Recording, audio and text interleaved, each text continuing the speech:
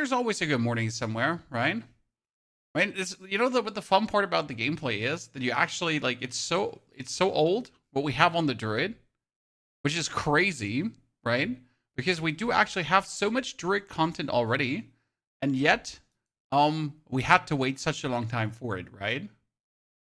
What are we doing, Lord of Flow? We're watching the grand reveal of Path of Exile, because there is the new league coming, which supposedly is going to be so big, it's going to be crazy, right? So I'm really looking much forward to that. The last of the Druids. Finding the actual Path of Exile channel is way harder than you think it is. I always gotta go over their Twitter because I keep forgetting the handle they have. Yeah, I know. Wasn't the double mana potion bird to Chippy? See, like, as I said, Chippy, the gameplay of this is so old, right? Oh, bless me. That we're pretty much...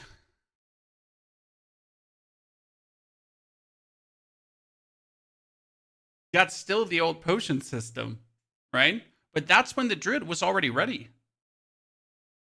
That's the crazy part. I mean, this is especially the crazy part is this is Act 4. We just got Act 4 last season, okay? But in this video from 2023, we have Act 4 content already. Which means that Act 4 content has been done for quite a while. Maybe not super final, right? But now with the knowledge we have at this point, right? Captain Heartland, he existed.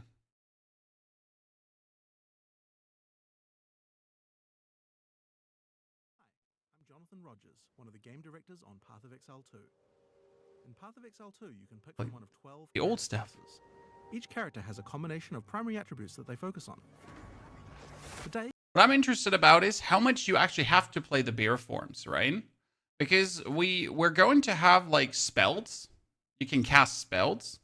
And then you have the bear form, wolf form, whatever form to interact with said spells, right?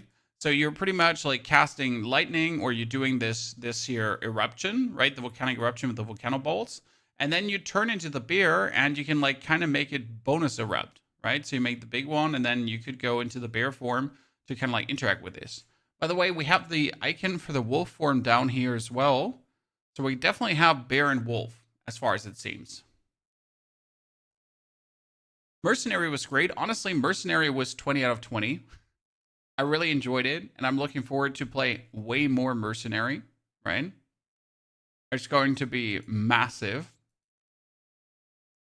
And I hope we get some good changes, because that's where it gets really interesting. We're going to have pretty much the new league. We're going to get the Druid, and we're going to get the standard seasonal buffs, nerfs, alterations to stuff.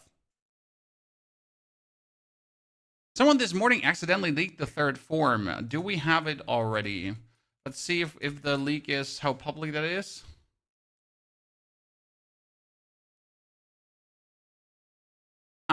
There's already like, it's a week old, right?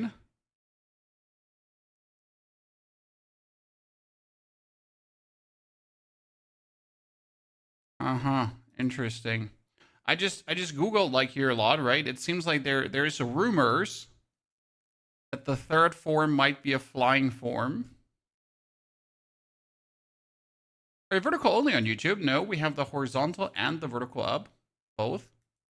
If the horizontal and the vertical both are up. You don't see it, you're not paying attention.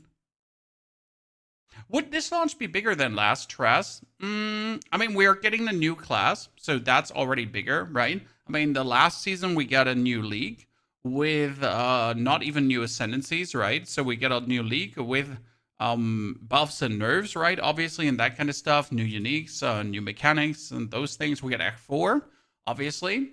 So that was like plenty cool. However, we did not actually get like bonus ascendancies, bigger class changes, and that kind of stuff. So yeah, that's definitely something where we're gonna be like, sure. No, the horizontal is up as well. I can see both horizontal and vertical. So I would say this is going to be one of their biggest launches yet, because we are certainly getting the last of the Vaal. That's the new league with new league mechanics, right? Then on top of the last of the Vaal, we're getting the last Druid. So we'll get that reveal. Druid will have 2, 3 ascendancies. Who knows? I guess it's going to be 2, most likely. Then we have the Abyss League also staying, which is the interesting part, right? So the Abyssal League is actually not leaving, it's staying in the game, which means we're going to have the Abyss crafting on top of all the other stuff that's going to come. This game is sexist as fuck for gender-locked shit classes. If that is your only problem, sir, you get a fantastic life. Brother, listen. That's your only problem. Amazing.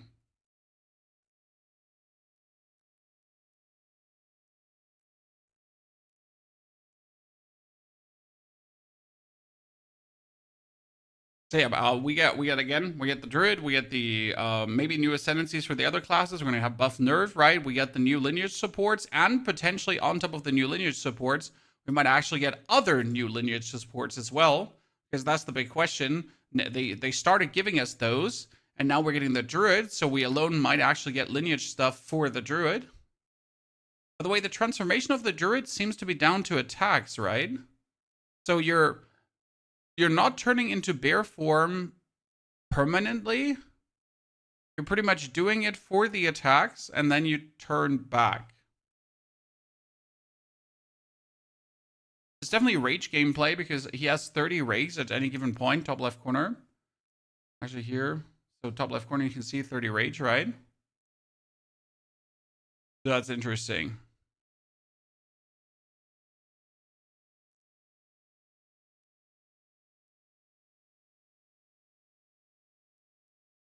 Abyssal and standard and mapping is cool. Yes, I mean Abyssal was great for crafting.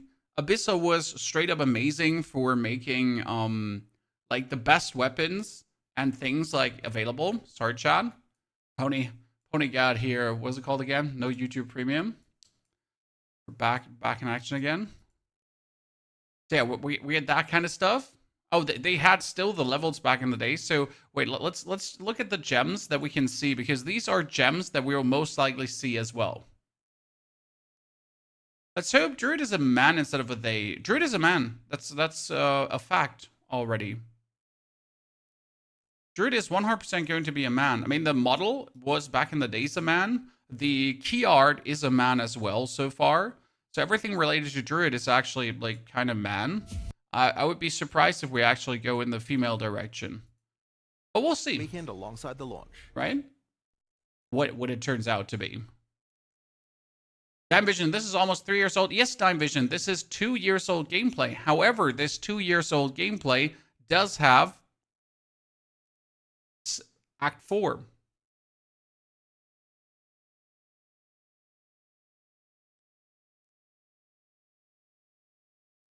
This is actual Act 4. Right? However, no matter how old it is, what we can look at, because we're currently waiting another 36 minutes before it starts, right? Doesn't change the fact that this is happening. We are getting roars. We're getting roars, most likely, right? I feel like Jonathan in this update is going to poop on the Diablo announcement. Oh, wait, like, there is no way. How do I say this now? The Path of Exile new league and new content is leagues above what Diablo has right now. That's out of question. Right? That this is better than a new class, an actual new content. is better than just a new league that's revamping the game. It's obvious for everyone, right?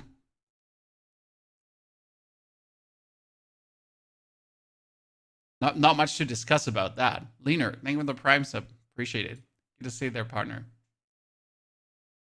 I mean, I personally will play Diablo day 1, and then on day 2, I'll play Path of Exile. That's it. Like, I'm not planning to do anything else. Seconds to total use time if not already in a bear form. Trigger socketed Warcry skill. Socketed skills deal increased damage. Socketed skills have increased area of effect. Well, that's actually interesting if you think about it. Like, can I use the roar of the Druid to just trigger any Warcry skill? Which is actually kind of nifty if you think about it. Am my POE updated? Can I start it already? And we're gonna like see what we have here in game, and we're gonna compare it to what's happening, right? So if we get a Warcry, and a Warcry functions as a simple ability that you can then trigger and shoot things out here. Where's our warrior? We need a warrior. Smith of Kadava. No, where's my treasure slammer?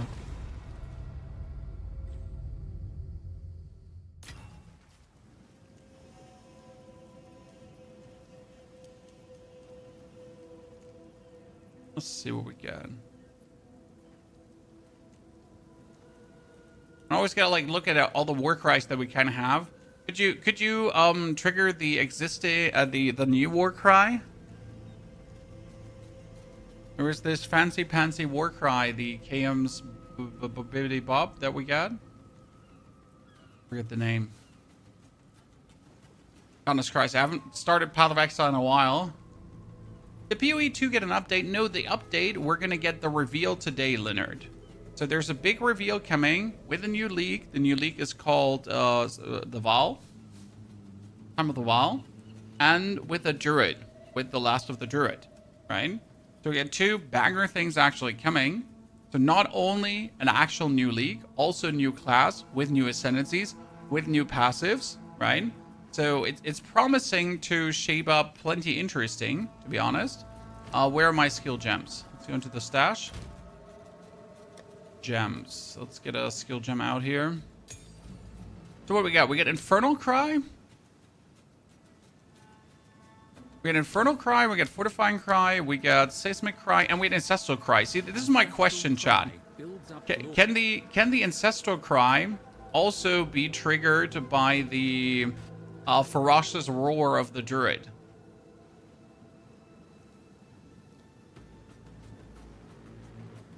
We'll be able to stream the announcement. That's what we're going to do, Kenpachi. We're just early online to talk a bit about Druid and what we know already, what knowledge has been already out there, that we know we're getting bear form, we're getting wolf form, and as it seems, we are, like, there have been discussions on the internet. There have been, it seems like a creator leaked something. There's talks about a potential wyvern form.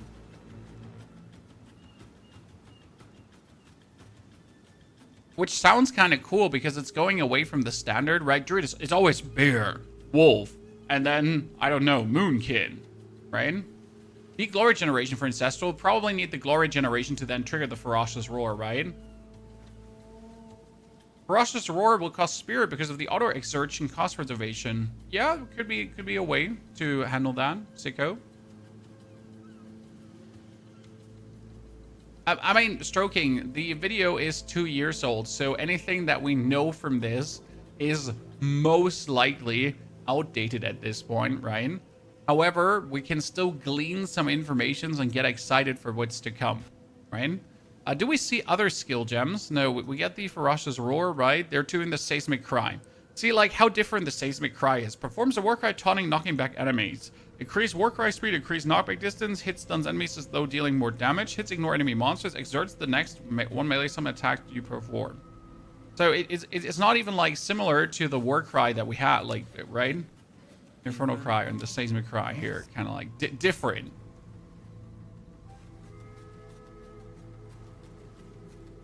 Let's see how it looks, Chan. I haven't watched the footage in a while. It's been a hot minute. So you got the, we can pretty much spam it. I wonder if there is a roar spamming druid possible. We know there's a warrior spam possible, right? You can do a warrior cry spamming build. Wonder if there's a druid that can do the same.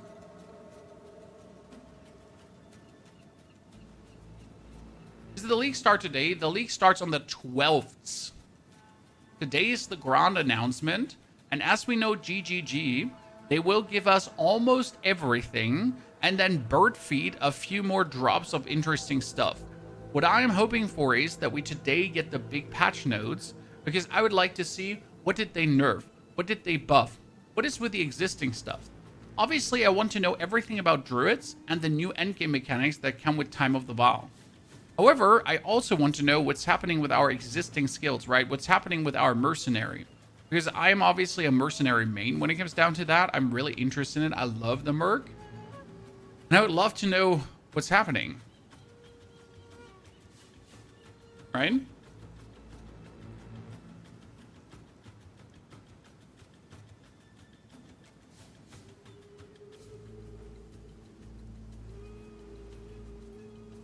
So that's where it gets kind of intriguing. So here's spell casting, and then oh, that's advertisement again, chat. Ignore that. I gotta get YouTube Premium for this at some point. I want weapon skill passive in the ascendancy for Druid passive to learn more int or strength. I wonder what weapon we're gonna utilize. If it's going to be staff, because in the gameplay you actually do see the staff, right? If we're getting a new kind of staff. There's specific druid staffs. Are we getting swords? Because that's the big question for a while now. Because if we're getting swords, we also need to get the new warrior ascendancy, which was going to be Marauder. And Marauder was supposed to be the sword-based thingy, right? But they actually promised us a new weapon with 04. So where's my 04? Okay, you can summon wolves, right? I like that. Wolves are cute. What I'm most interested in are the volcano skills. I hope the volcano skills are something you can actually play, right? I want this. I want cool volcano gameplay. What really interests me is also you have these skills right now, right? From the 2-year-old gameplay. This old gameplay does not have the new support gems, right? Because let's remember what the Abyssal League actually brought with it. We did not only get a wholesale change to everything, right? We also now have these support gems that are like Rage 3, Rage 2, the rapid attacks, like, right? All the new kind of cool stuff that gives bonus abilities and things. And that might be very intriguing with the Druid skills, huh? Even more intriguing than it's been before. I want them to fix Plasma Shot for Merg to work in mouse using the sprint to move. Kind of annoying, have to map another skill to a key. There's small things like that for every class that are frustrating as hell. I hope they add new support gems that the other classes can use as well. I would be super surprised if we didn't get any new support gems, Gonzo. So far, every single league, every single season, we have gotten some new supports. I mean, might it be something like Hemo Crystals, and then the Hemo Crystals actually went away again?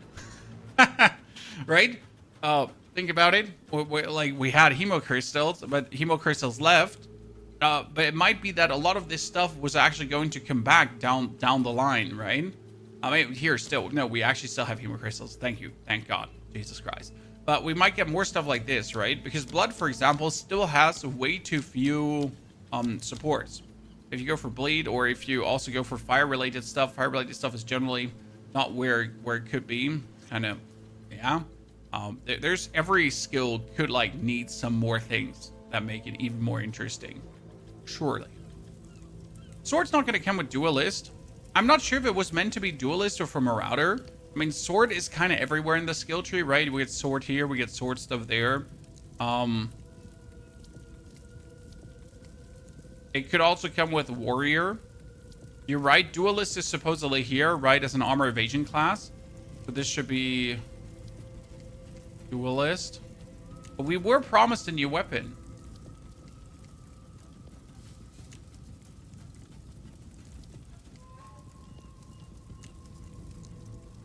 Naga, I hated the game. I was playing Sorg without any help guide and I was so weak. Yes. If you played Sorg and you didn't fix your way completely into it, you could have just hit a wall of frustration. Surely. And coming back after a year, the game is different. Yes, the Abyssal League completely reworked the game. And I think this is what we're going to see with Time of the Vaal 2. That the game is once again completely changing. Right? I don't see this being the same game anymore.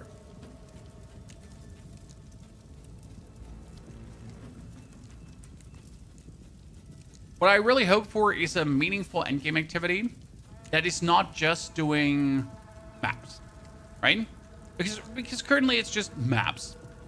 Get some league mechanics or force the league mechanics with the tablets. Maps. Hope that you get a pinnacle boss. Maps. Right? Cast while channeling. I don't see that actually doing much, but we get lightning storm. Creates a lightning storm for a duration. We don't have a lightning storm skill right now, correct? I'm not crazy. We do not have a lightning storm of any capacity.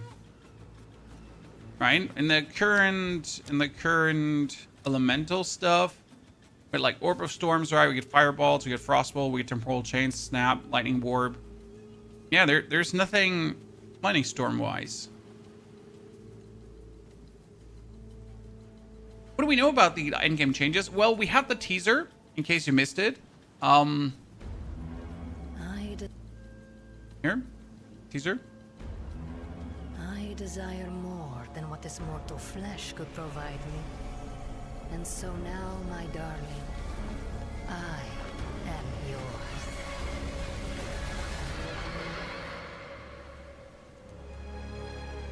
Fate of the Vaal. That is the League. So you get the Druid. The Druid is the big update 04. And then Fate of the Vaal is the new League, just like the Abyssal League, right? Just like the Asmarian Wisps. The Fate of the Vaal is supposed to be what's the new hot shit. Now, Fate of the Vaal, we don't really know what to expect here, right? It could be about Vaal realms, where you go to discover these Vaal crystals that will then be corrupted versions of skills or different versions of skills. Right? It could be traveling back to the past to meet up with Aziri. Aziri is the lady that had intercourse with the beast, as far as I understood. Also, she has 3 boobies, if I'm not completely mistaken. Yeah. I'm not so in the lore. Okay, what do we get? We get Lightning Storm, deal lightning damage, base duration 10 seconds, creates a Lightning Storm for duration, which repeatedly strikes enemies. I would be so happy if we do actually get a Lightning Storm, right? I have been dreaming about just casting a Lightning Storm and just putting it down, and then we're good.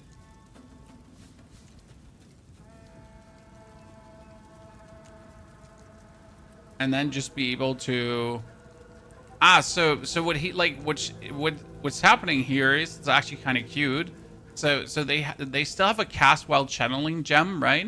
Then we're putting the lightning storm into the cast while channeling, and then you're gonna be channeling your lava, and while you channel the lava, right, he's been triggering the lightning storm, which is actually really cool if you think about it.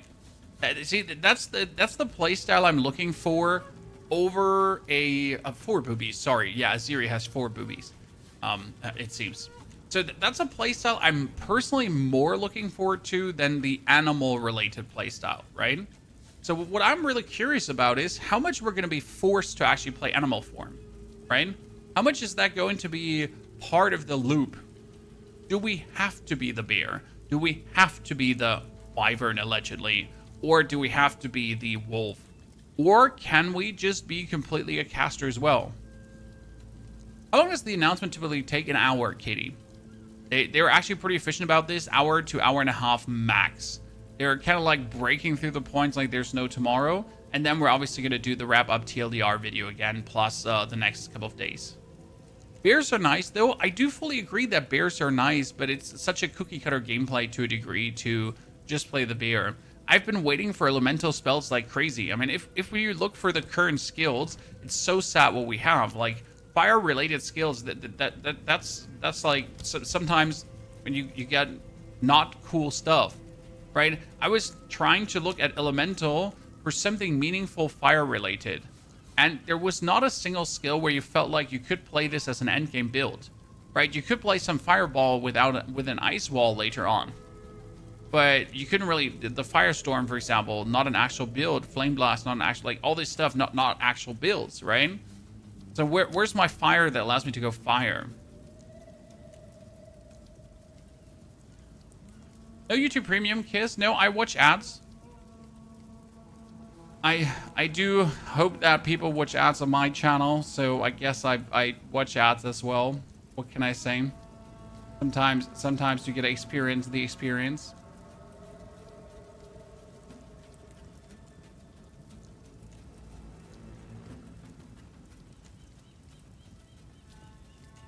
Wolves are better. Yeah, there's definitely going to be a werewolf form, and you seem to be able to summon wolves, so that could be interesting to just be a pack of wolves, right? So definitely a possibility. What's crazy to me is that we're getting the Druid without actually having tested it at any like kind of game show or anything, right? They really didn't give us any chance to pre-play this. It was just, there you go. Here's the Druid. Deal with it. Waiting for a free-for-all release? Well, I guess you're going to have to wait at least until next year. Like, a whole year.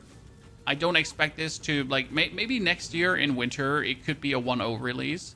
But if they keep up with the meaningful updates, they might actually make it in time.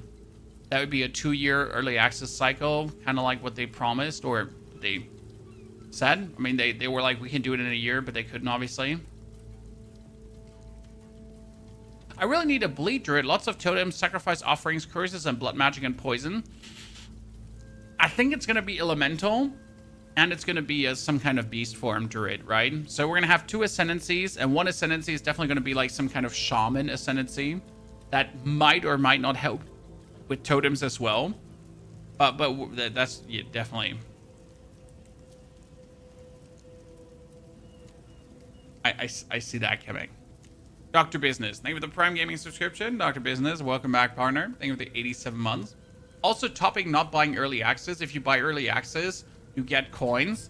And with these coins, you can buy yourself stash tabs. And if we're honest with each other, you're anyways going to buy stash tabs, or the game is just no fun to play.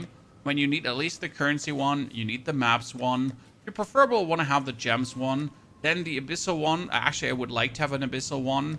One for tokens as well. We get one for socketables too. That one is way too useful to not have. We get the delirium one together with the ritual one, right? Also very good. The essences stacking.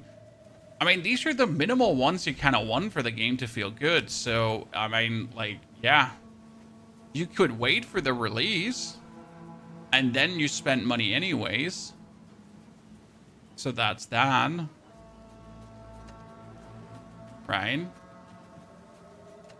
Or you wait for a stash tab sale, and then as you buy the game, with the coins you get from buying the game, you buy yourself stash tabs. Surely, that would make sense to you. The Totem Warrior build was awesome. Yes, the Totem Warrior build was insane, and I'm hoping we're getting something totem related from the Druid, because the Druid tree, so this is the Druid passive tree, chat. This here, this section, it starts with spell damage, attack damage, and the armor energy shield, because Druid is supposed to be armor energy shield character, which is already chef's kiss. I mean, fuck yeah, Chad. Finally, an armor energy shield character that natively has armor energy shield, armor energy shield, armor energy shield, armor energy shield. Then up here, we get armor energy shield, right? We get even more armor energy shield. We get armor energy shield. So finally, I have been looking for this like so long. But the thing is that up here in the tree, right, you get totem, you get totem. We get here unlimited number of summoned totems. Totems reserve spirit each, so that too. You get pretty much next to it also the totem. Then you could like really easily travel through this 1, 2, 3, 4, 5, 6, 7 bomb totems, 8, 9, 10 bomb totems. So, yeah. There's no abyssal crafting in 04. No, abyssal crafting is there. We will get Stupidoc. The whole abyssal thing is now part of the game. It was already said on, like, they made a blog post. I'm pulling it up quickly so we can confirm this twice.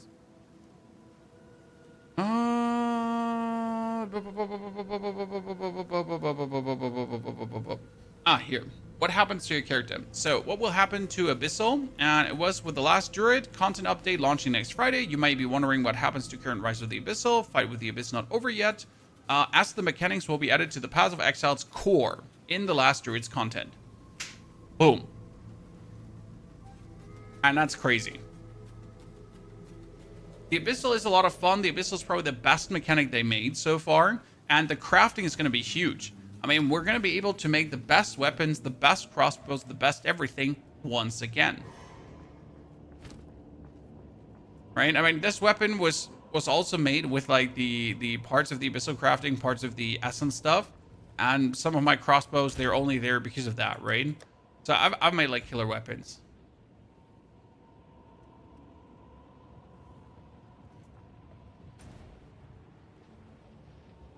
Computer, Diablo 4 already had their announcement, so, very weak rage bait on your side. And Diablo's announcement was so-and-so. Not so optimal. So, good try, but complete fail.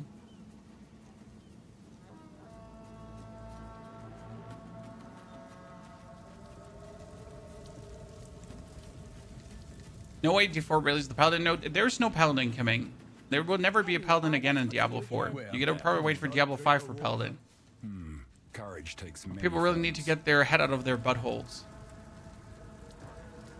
We get new patch notes on 031E, Soto. I saw that there was an update, but I wasn't aware why you would do an update to the existing Path of Exile right before the reveal.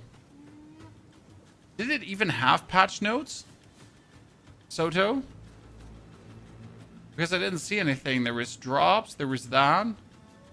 Was it announced on here on Twitter, Rooney? On like in their game under the community tab?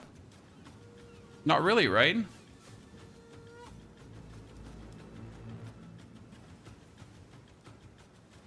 I'm going to play Diablo 4 for 2 days and abandon it for POE 2. It's not even 2 days, right? I mean, on the 11th, I'm going to be playing Diablo, and then on the 12th is POE.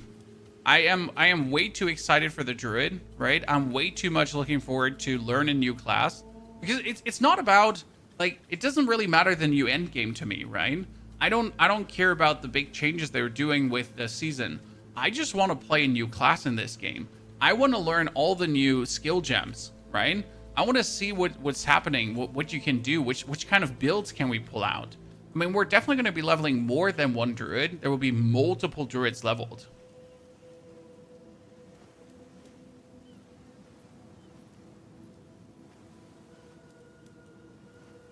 And that's kind of like, that's kind of cool. Really excited for that.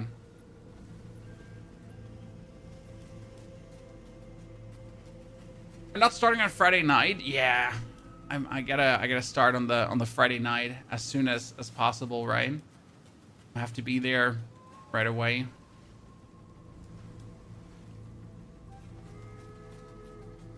By the way, this is the Blind Beast fight from 2 years ago, chat. It's pretty much still the same, right? But a bit less effects on the Blind Beast. Not as exciting. What's funny is to see how weak the lightning stuff was.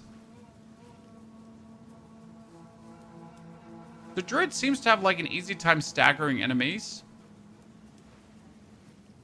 Probably. I'll wait a few days for a pony have build guide. We're gonna be going with this Druid like update 1 to 50, update 52, and so, right? So you're definitely gonna be getting daily videos on the Druid, like day 1 update, day 2 update, day 3, and so on, right? Like, I mean, first day, I will definitely try to sleep beforehand so that we can play through the whole night without sleeping. and then on the follow-up day straight away, like, be the level that we could make the first guide. That's my plan.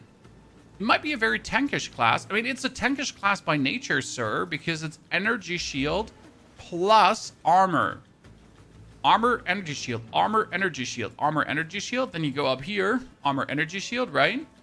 And you have this node, so more armor. It's here, 20% increased energy shield, and defend with 120% of armor while not on low energy shield. Okay, that's also very tanky, especially with the increases of armor, and with armor takes care of elemental damage as well, right? These two things are going to be going so nifty hand in hand. We get here more armor and energy shield, right? And you get this note here that says excess life recovery from regeneration is applied to energy shield. Energy shield does not recharge. So instead of now recharging, your life regeneration will consistently recharge your energy shield, which is actually an interesting way to play energy shield as well. So you're going to go for a lot of max life together with a lot of energy shield, and then you're going to have the life regeneration pretty much consistently get you your energy shield back. There have been builds that work like that. Fantastic.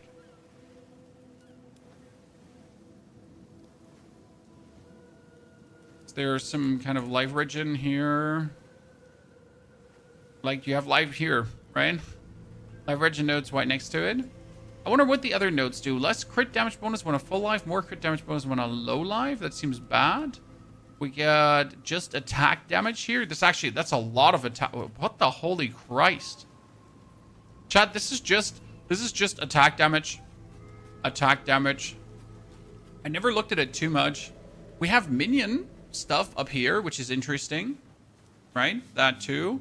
We get fire damage stuff. We probably have lightning damage things too.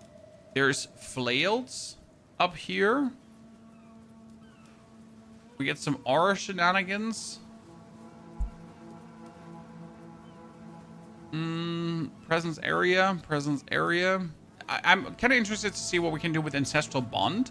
Unlimited number of summoned totems. Totems reserve 75 spirit each.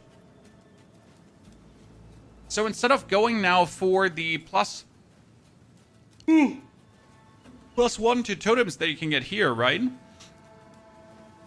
With spirit, you could technically get more totems. Question, however, is how good would this work? Because 75 spirit each, right? And then we would have to get a chest with spirit and a helmet with spirit and an amulet with spirit, and then you have to get your spirit up like to 300 at 50 something to balance it out. I'm still hoping for totem-esque playstyle, but I don't have my hopes up pretty big, right?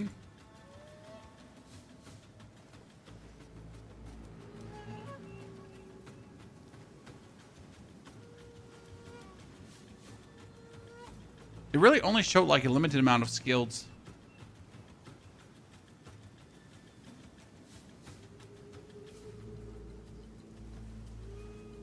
I just want to play like a cool Lightning Storm Druid, right?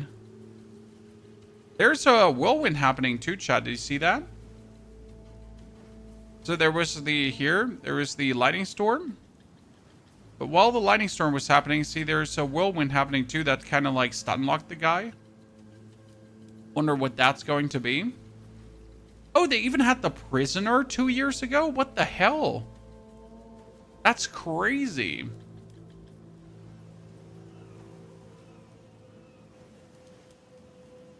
Are the girls excited for Christmas? Yes, we get a little gnome at home. Or I don't actually know how you call these in English. The Christmas helpers. An imp. Well, an imp wouldn't be the word. Here, how do you call these lads in English? Wayne, show you picture.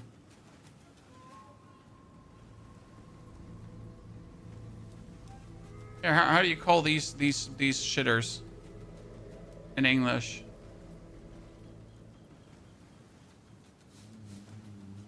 Tiny elves?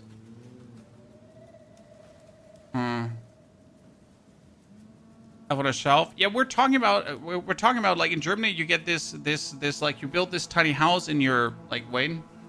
I mean, you do this. you get this tiny door in your house where one of them moves inside, right? Here, you like to do this, right? Where he moves inside, and then you make him like his little corner. And in Germany, it would be a Wichte.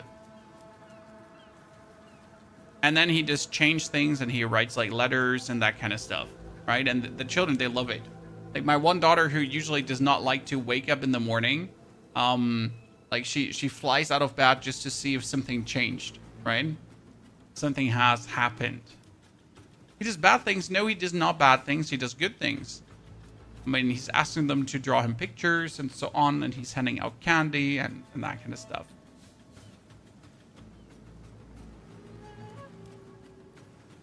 He's a good little imp.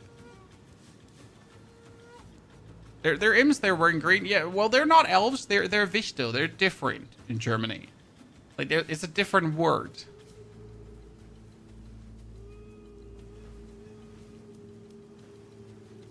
I thought you didn't get Santa in Germany. You get Krampus instead. No, sir. No. We get Santa Claus. Actually, it depends on where you live, because you either get Santa Claus or you get the Christ child. Right? I think in the north of Germany, for example, on Christmas Eve, we had the Christkind. She comes from the heavens and brings you gifts, right? The Christkind, the Christ child. A very nice angel comes down to bring you gifts. Yeah, Krampus is Austria and Bavaria on the mountains in the south, right? Yeah, in 2 days we got Nikolaus, the normal, the 6th, right?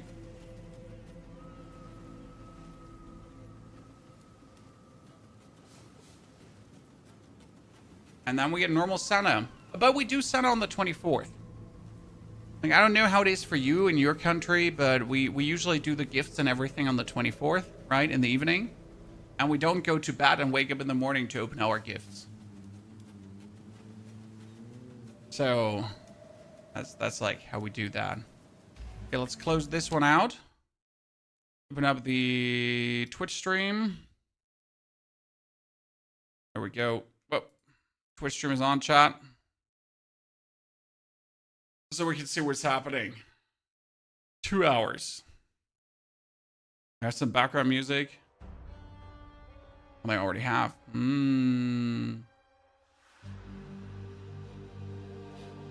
Oh, are the drops active? I think the drops are active on each POE stream.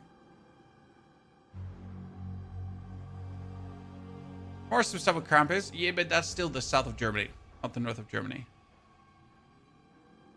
Wait, we got Knecht Ruprecht, the guy that whips your ass if you're not cool, right?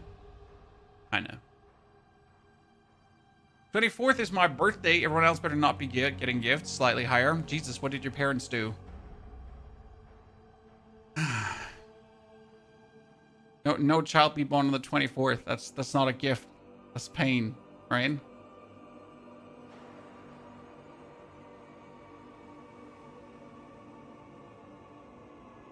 Howdy, Panaming. Good to see you there. I mean, are you all going to play Druid, chat? Or are you going to actually play something else? Honest question. With a Druid coming, are you going to give it a try? Or are you going to be like, nah, I'm going to play my favorite mercenary, warrior, Deadeye, ranger, whatsoever, and I'm going to use the Druid skills to make a cool build?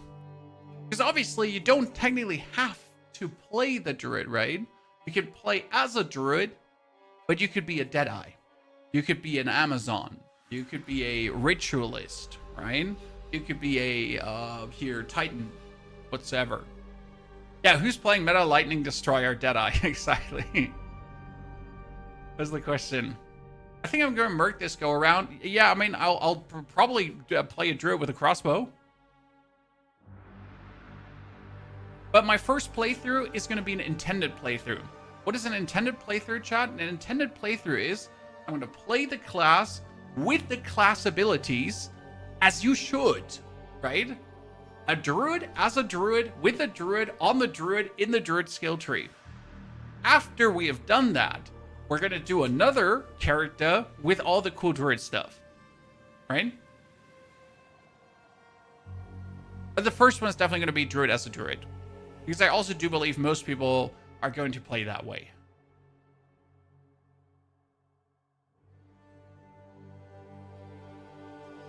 So, let's make the sound loud, by the way. If you feel like Jonathan is not loud enough, please tell me when he starts talking. Poison Pathfinder was 20 out of 20, but I think it's going to be like a second character stuff. Hi, I'm Jonathan Rogers, Game Director on Path of Exile 2, and welcome to GGG Live. Today we're going to show you an exclusive reveal for what's coming next for Path of Exile 2.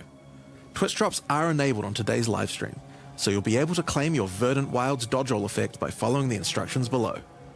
Now today, it's finally time to show off a new class that we know everyone in the community's been waiting for. I need to put So out let's my roll the notepad, trailer for chat. Path of Exile 2, The Last of the Druids.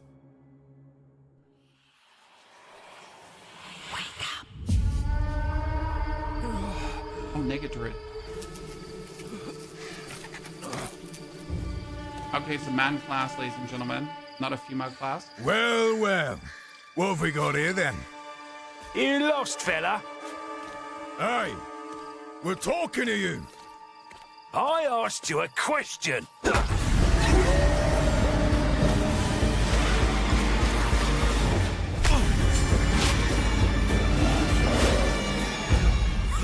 What's wrong with him?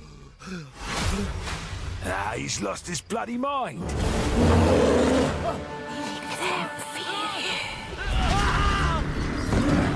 That's the camera switch. Oh, stun a lot. Lightning and vines on the ground. Trap. Wolf forward. Oh, that looks... Okay, I'm not a wolf fan, but that looks pretty sick. I mean, those ice claws. They look convincing. Oh, we get lashing vines. Did you see that? Chat? Wyvern form! Wyvern form! Wyvern form! With lightning wings. I'm sold. That's me. Yes! Wyvern Druid.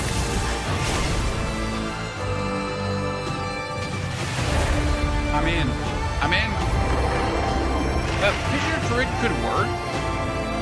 Love the Wyvern. Honestly, that breath attack looked so cool. Like, whoa! By the destruction. I will find you, Eve.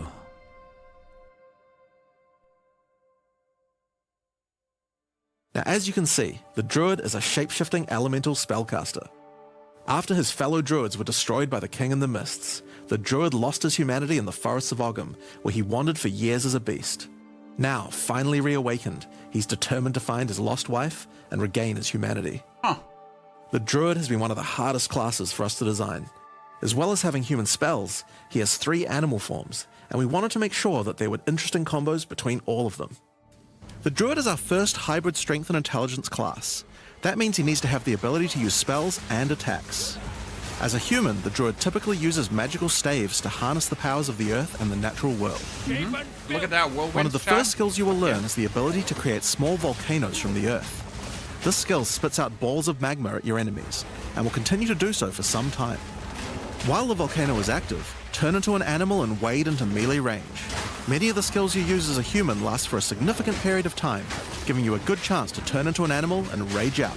When he slammed, there was more fire coming out. But See how that? do you turn into an animal, you may ask? Well, the answer is a new weapon type that Druids use, animal talismans. When you equip an animal talisman, you can choose which animal form you would like the talisman to represent. And then weapon Depending on swap. what you choose, you'll be given that animal's basic attack as a new skill to equip. For a bear, that's Maul. To turn into a bear, simply use the skill. Your character will instantly transform into a bear and attack. That's smart. If you want to change back to a human, just cast a spell. You will instantly swap back and cast it. We wanted to make sure that swapping between forms was seamless and immediate. Changing forms should be something that you do without even thinking about it all the time in battle. In order to allow for hybrid melee and caster gameplay, most of the skills you use in your human form last for some time and aid your animal skills in some way. The volcano we used earlier will emit more molten balls whenever you hit it with a slam, Yep. making it perfect for use with your bear form's furious slam. But can you use this on a warrior? Just slamming into it with slam While in totems. bear form, many of your abilities use Tab. rage. There are a lot of ways to generate rage, but the easiest one is simply smash your enemies with Maul. Okay, so rage works on Once you Druids. see the runes on your back glowing, it means you have enough rage to do a much more devastating version of your Furious Slam. Your bear form can also go on a rampage, stomping the ground as you demolish your foes. Cool skill. If you could perma The chain more rage you the have, the rampage. longer the rampage lasts, and doing it over a volcano makes it even better. Yeah, if you could just keep rampaging and keep summoning the volcanoes As you consume seamlessly, rage, your and then you bear form blast will through a generate map. endurance charges, and these can be used with skills like Ferocious Roar. Ferocious Roar is a war cry that empowers your subsequent attacks to break your opponent's armor. The more endurance charges you have when you use it, the more empowered attacks you will gain. But Ferocious Roar has another special feature too. It's a meta gem that allows you to socket any Warcry gem from another class into it, giving you the ability to use these skills as a bear. Use the Warrior's Infernal Cry skill to make your enemies explode. Yeah, that's kind of interesting. We do roar, and then we slam, and then roar and slam, right? Or We use just Seismic explode Cry to through a stun map. your enemies and double up the number of slams you do.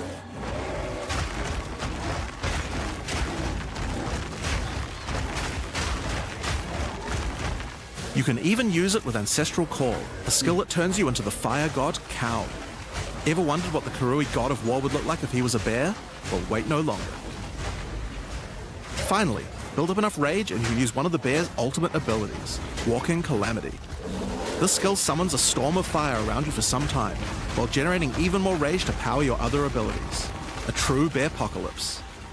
Now, the bear is known for being a slower and more lumbering animal, with slower attacks and heavy slams. But what if you want to turn into something a little more nimble? Well, let's check out the second animal form for the Druid, wolf form. For the wolf form, we wanted to go fast and furious. Even just the wolf's basic attack will leap forward and rake his foes. After attacking, the wolf stands up on two legs, but after running for a short time, he goes back on all fours, That looks allowing good. to move more quickly between packs of enemies. The wolf has a lot of cold attacks based on his association with the moon, and the first of these is Lunar Assault. It's great for freezing your enemies in place.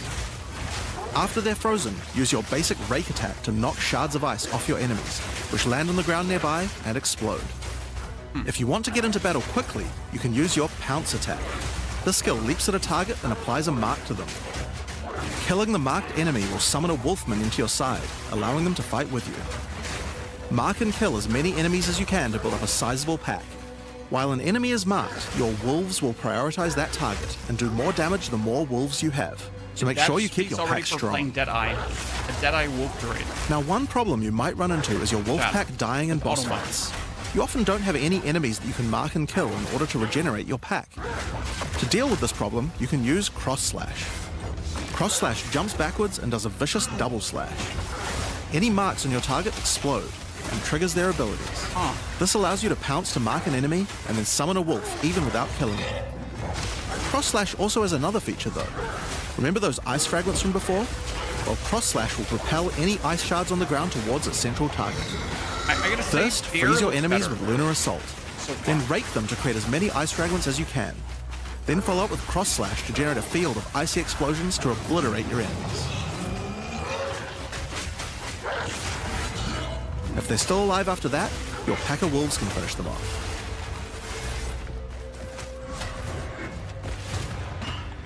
Just like with the bear's raw skill earlier that allows you to use skills from other classes, Pounce is also a meta gem that you can socket mark skills from other classes into.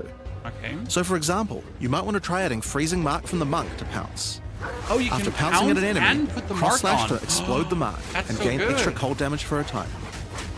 So you're guaranteed to then like The put the wolf mark has on when many you other pounce, ways to go all in on and then cold you though. like cross slash and Using get the Arctic wolf. Howl war Kinda cry cool. will allow you to add cold damage and chilled ground to any slam, while buffing your pack of wolves as well. You can also use it to freeze enemies that are close to being frozen, making it much faster to use your other combos. Herald of Finally, Ice. the wolf also has the ability to call down the power of the moon to transform into an Arctic werewolf with Lunar Blessing. In this form, you move and attack more quickly and deal extra cold damage. Consuming Rage will extend the duration of your Arctic wolf form. You can make so you rage could try with a bear hybrid form, bear but then and wolf do build if you want to wolf form. utilize the skill Smart. to its full effect. Smart. form combos are a thing, chat. Kinda All cool. right, let's talk about the third form available to the Druid, and I think it's a cool one. The Wyvern. I'm going to be playing The Wyvern has a number of long-range breath abilities, but that doesn't mean you can't get into melee range when you want to. The basic attack of the Wyvern is Rend. Jump forward into combat and slash your enemies with your lethal talons. If they're close to being stunned, you can blow them off balance with a blast from your wings, causing an explosion of damage. Look at that. After the Look at battle, that. though, it's time to feed. Stun, Devour bam, the corpses of stun, monsters to bam. create power charges, and this is when the Wyvern's abilities really come online. When using Rend, you can consume a power charge to charge up your wings with lightning. Not only does this do a bunch of damage, but it allows you to turn this melee skill into a much larger AoE attack. And then you're going to do the Once your bomb, wings are charged, stun, and it's your gonna be Wing lightning Blast charge. will also do lightning explosions for even more damage. If your enemies are close to death, no need to wait for them to actually die. When you see this blue marker, just devour them alive. Fresh meat is much tastier after all. You can eat Alright, them. so Oh, those are cool. some melee options. But how about range? Well, you wouldn't be much of a dragon if you couldn't breathe It's fire Dragon after Bone all. Shatter. Yes. Rolling deal. Magma is the first of the Wyvern's breath attacks. Spit balls of fire that bounce along the ground. Fireballs. These balls will projectiles. trigger volcanoes as well, so it's a good idea to cast one as a human right before you start spitting. Oh, what a fun playstyle. But that's not all you can spit. You have something a little nastier in that gullet of yours. Spitting a barrage of oil at your enemies will cover them in a viscous sludge that makes them easier to ignite. If you have power charges though, plant your wings in the ground and vomit a barrage of lightning-infused projectiles. The more power charges you have, the longer you can do this for. But make sure you keep your foes at range. You're vulnerable to melee Okay, so we attacks or need a channeling combo this skill. frenzy to make power In order to charges. help with that, let's take a quick diversion back to some of your human Yeah. abilities. As a Druid of Scoth, you have the ability to harness the power of nature to create entangling vines to slow down your enemies. That's- Another of nature's punishments is the thunderstorm. Creating one of these will create periodic strikes of lightning from the sky, and will also make your enemies wet. Why is that useful? Well, of course, things that are wet are easier to shock. Use it with lightning damage from your Wyvern form to enhance your damage. Making things wet also makes them easier to freeze, so it works nicely with your wolf form as well. Interesting. And you know what else likes water? Plants. Water your plants to give them various extra abilities. Use Lightning Storm with Entangle to make them last longer, and attach more vines to each enemy, slowing them further. Summon Thrashing Vines to slam at your enemies for a time. I mean, the Any vine that are play created style in looks water also will be pretty larger cool, and but I deal think more it's probably damage. going to be weak. However, it looks pretty cool. Now then, with our enemies sufficiently subdued with our plants, time to really lay into them with our lightning-infused barrage. Lightning Barrage with Now, Herald of Thunder. this last Wyvern ability is just ridiculous, but we felt like we had to do it. Use Flame Breath to take to the skies and rain down a stream of fire on your enemies. You have wings, so we have to take full advantage of them after all. So fly around and burn in it. I'm sold. Take my money. You have it already. I don't care. Like, take my money. Now there are a few other skills we didn't cover, but there's one in particular that I think will open up a lot of builds. Spell Totems. Spell Totem. Spell totems Totem. are meta gems that let you create a totem that will automatically cast any spell in the game for a time. In order to create one, you will need to spend 3 endurance or 3 power charges. Ah. You could use them to throw fireballs, summon comets, or shower the area in lightning. Really, the options are kind of endless. So you can put Your your bear form lightning can storm easily in a generate totem. endurance charges by consuming rage, And then and go your wyvern wyvern form. form can easily create power charges by eating corpses. Oh, So it's no. pretty easy for the druid to get the charges Oh, needed. no. But they're also available from quite a few other places as well. I'm sure we'll be seeing a lot of different spellcaster classes thinking about how best to take advantage of these. Yeah, spell totems are going to be everywhere, Chad. Now, of course, along They're with a gonna new be meta. class comes a bunch of new support gems. Oh. We've added over 30 new supports throughout the game, but I'll show you a few of the cooler ones here. Come on, Jonathan. Fan the Flames can be added to any wind skill to spread fire from one ignited enemy to the other enemies behind them. It's great for the Wyvern's Wing Blast.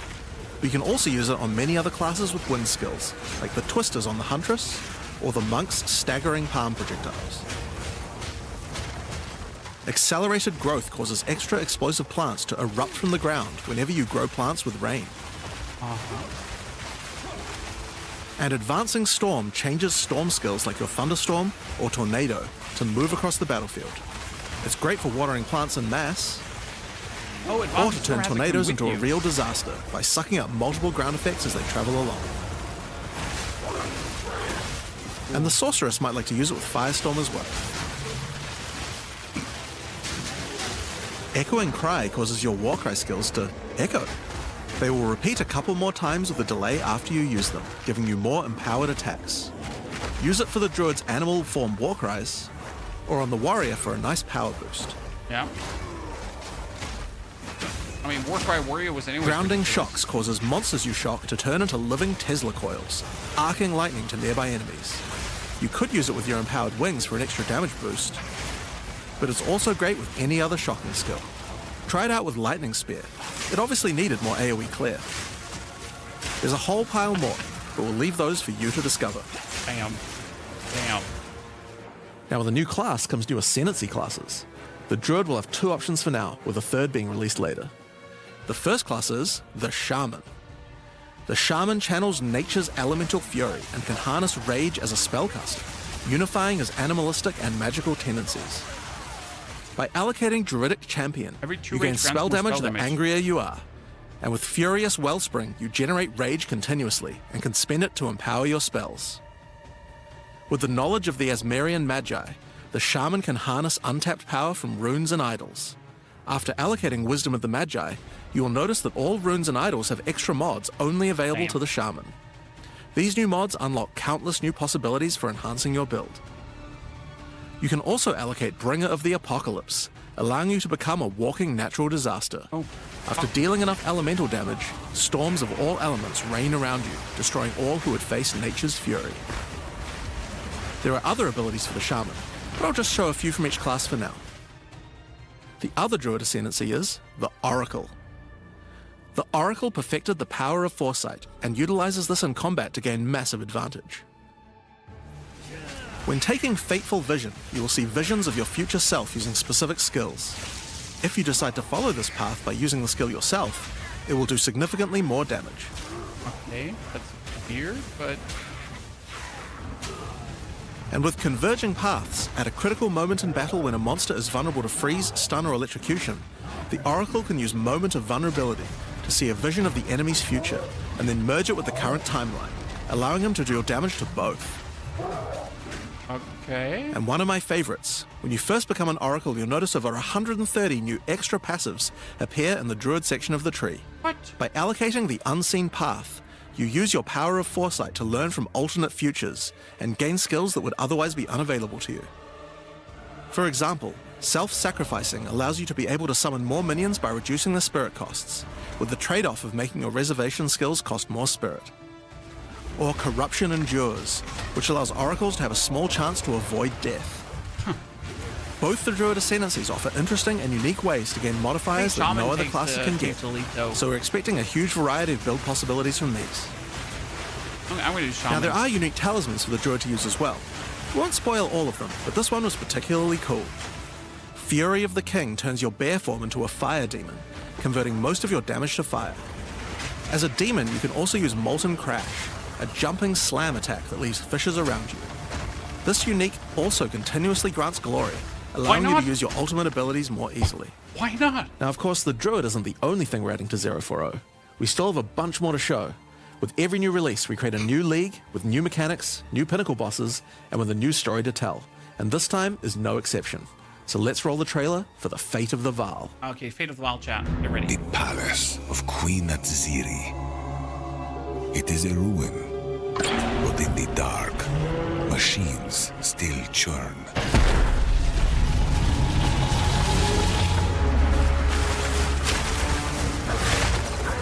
It's like a Vaal temple, right? The temple has many functions, and with it, a chance to save the Vaal. A gateway through time. A map builder. Travel into the past, again and again. So that, like, you build your own Alter the temple. Oh, yeah, you build your own temple, chat. Uncover its secrets. Until you reach the boss. You will be rewarded for your sacrifice. And somewhere in the deepest chamber, my queen awaits. I beg of you, hear me. The beast cannot give you what you desire. You may have studied it, Doriani, but you do not know it like I do. It adores me. Come now, give unto me your desire. At last, fulfill my soul. Yeah, that was the lady who went like beast mode.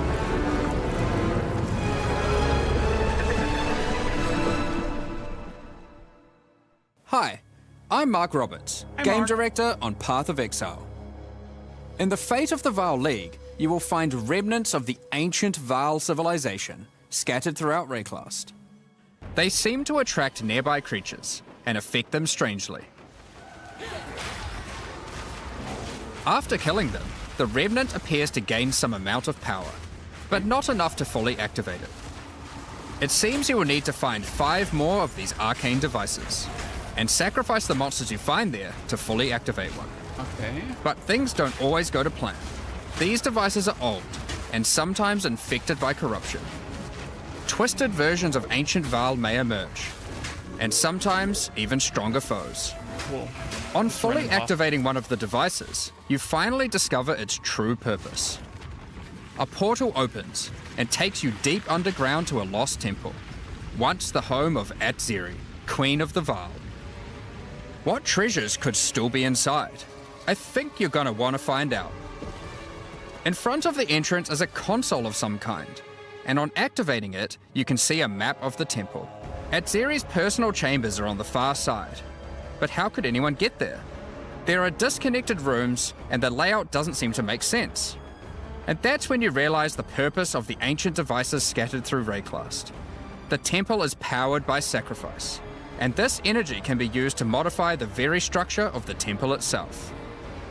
Each time you run the temple, you will be given 6 rooms that you can place, Yeah. allowing you to craft your own dungeon to explore.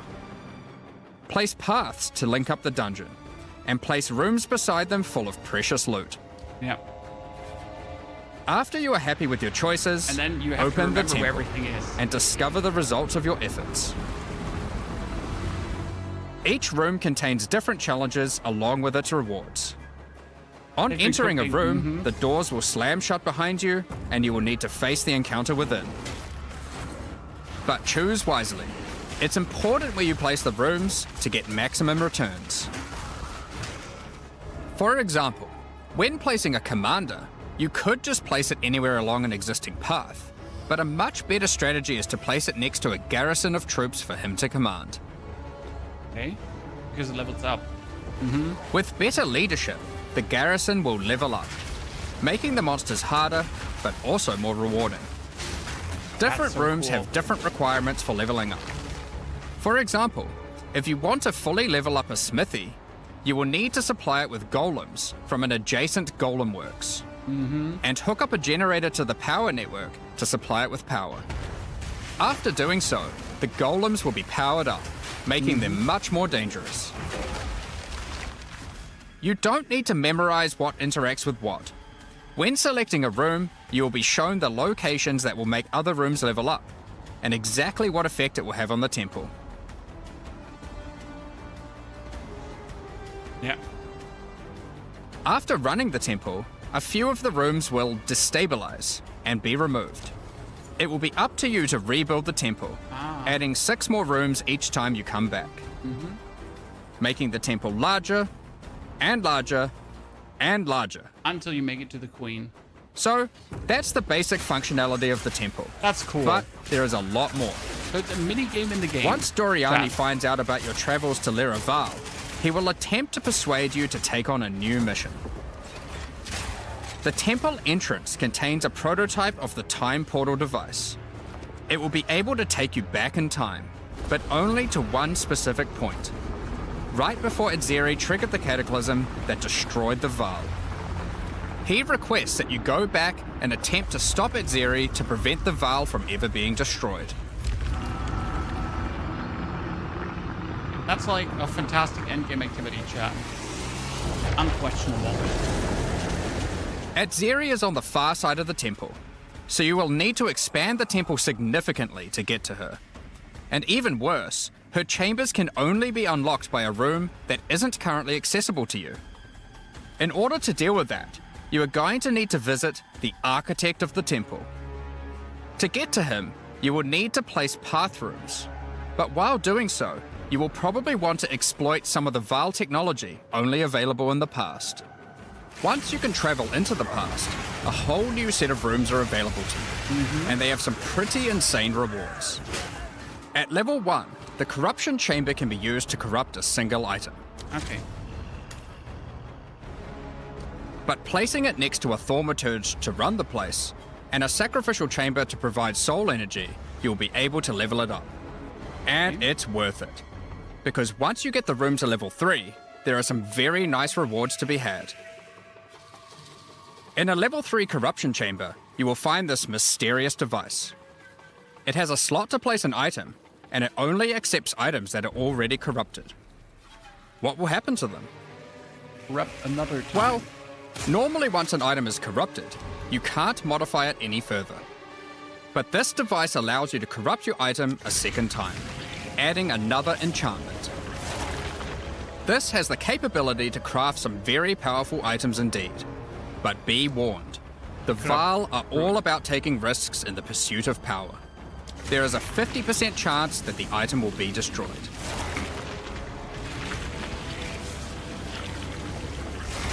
Yeah, I can see me exactly not using this item. Right? Each room has its own interesting mechanics and rewards when it levels up. Many of them contain bosses to fight, special drops, and in many cases, new crafting Gem opportunities. Corruptor. For example, a level 3 alchemy lab has a nasty Vaal construct to fight. But if you can defeat it, you can find new corrupted soul cores. Like Guatalizi's Thesis, which on boots allows you to sacrifice your life to run faster. Or Sita Qualotl's Thesis, which on gloves will revive one of your minions whenever an offering expires. Good. Get a sacrificial chamber to level 3, and you will need to face a highborn priest of sacrifice. Defeat him to be able to further corrupt a Vaal unique, Okay, that modifying it tier, in unpredictable that ways. Mercenary build is cooking. Chat. One of the mods of this unique will be removed and replaced with another random mod.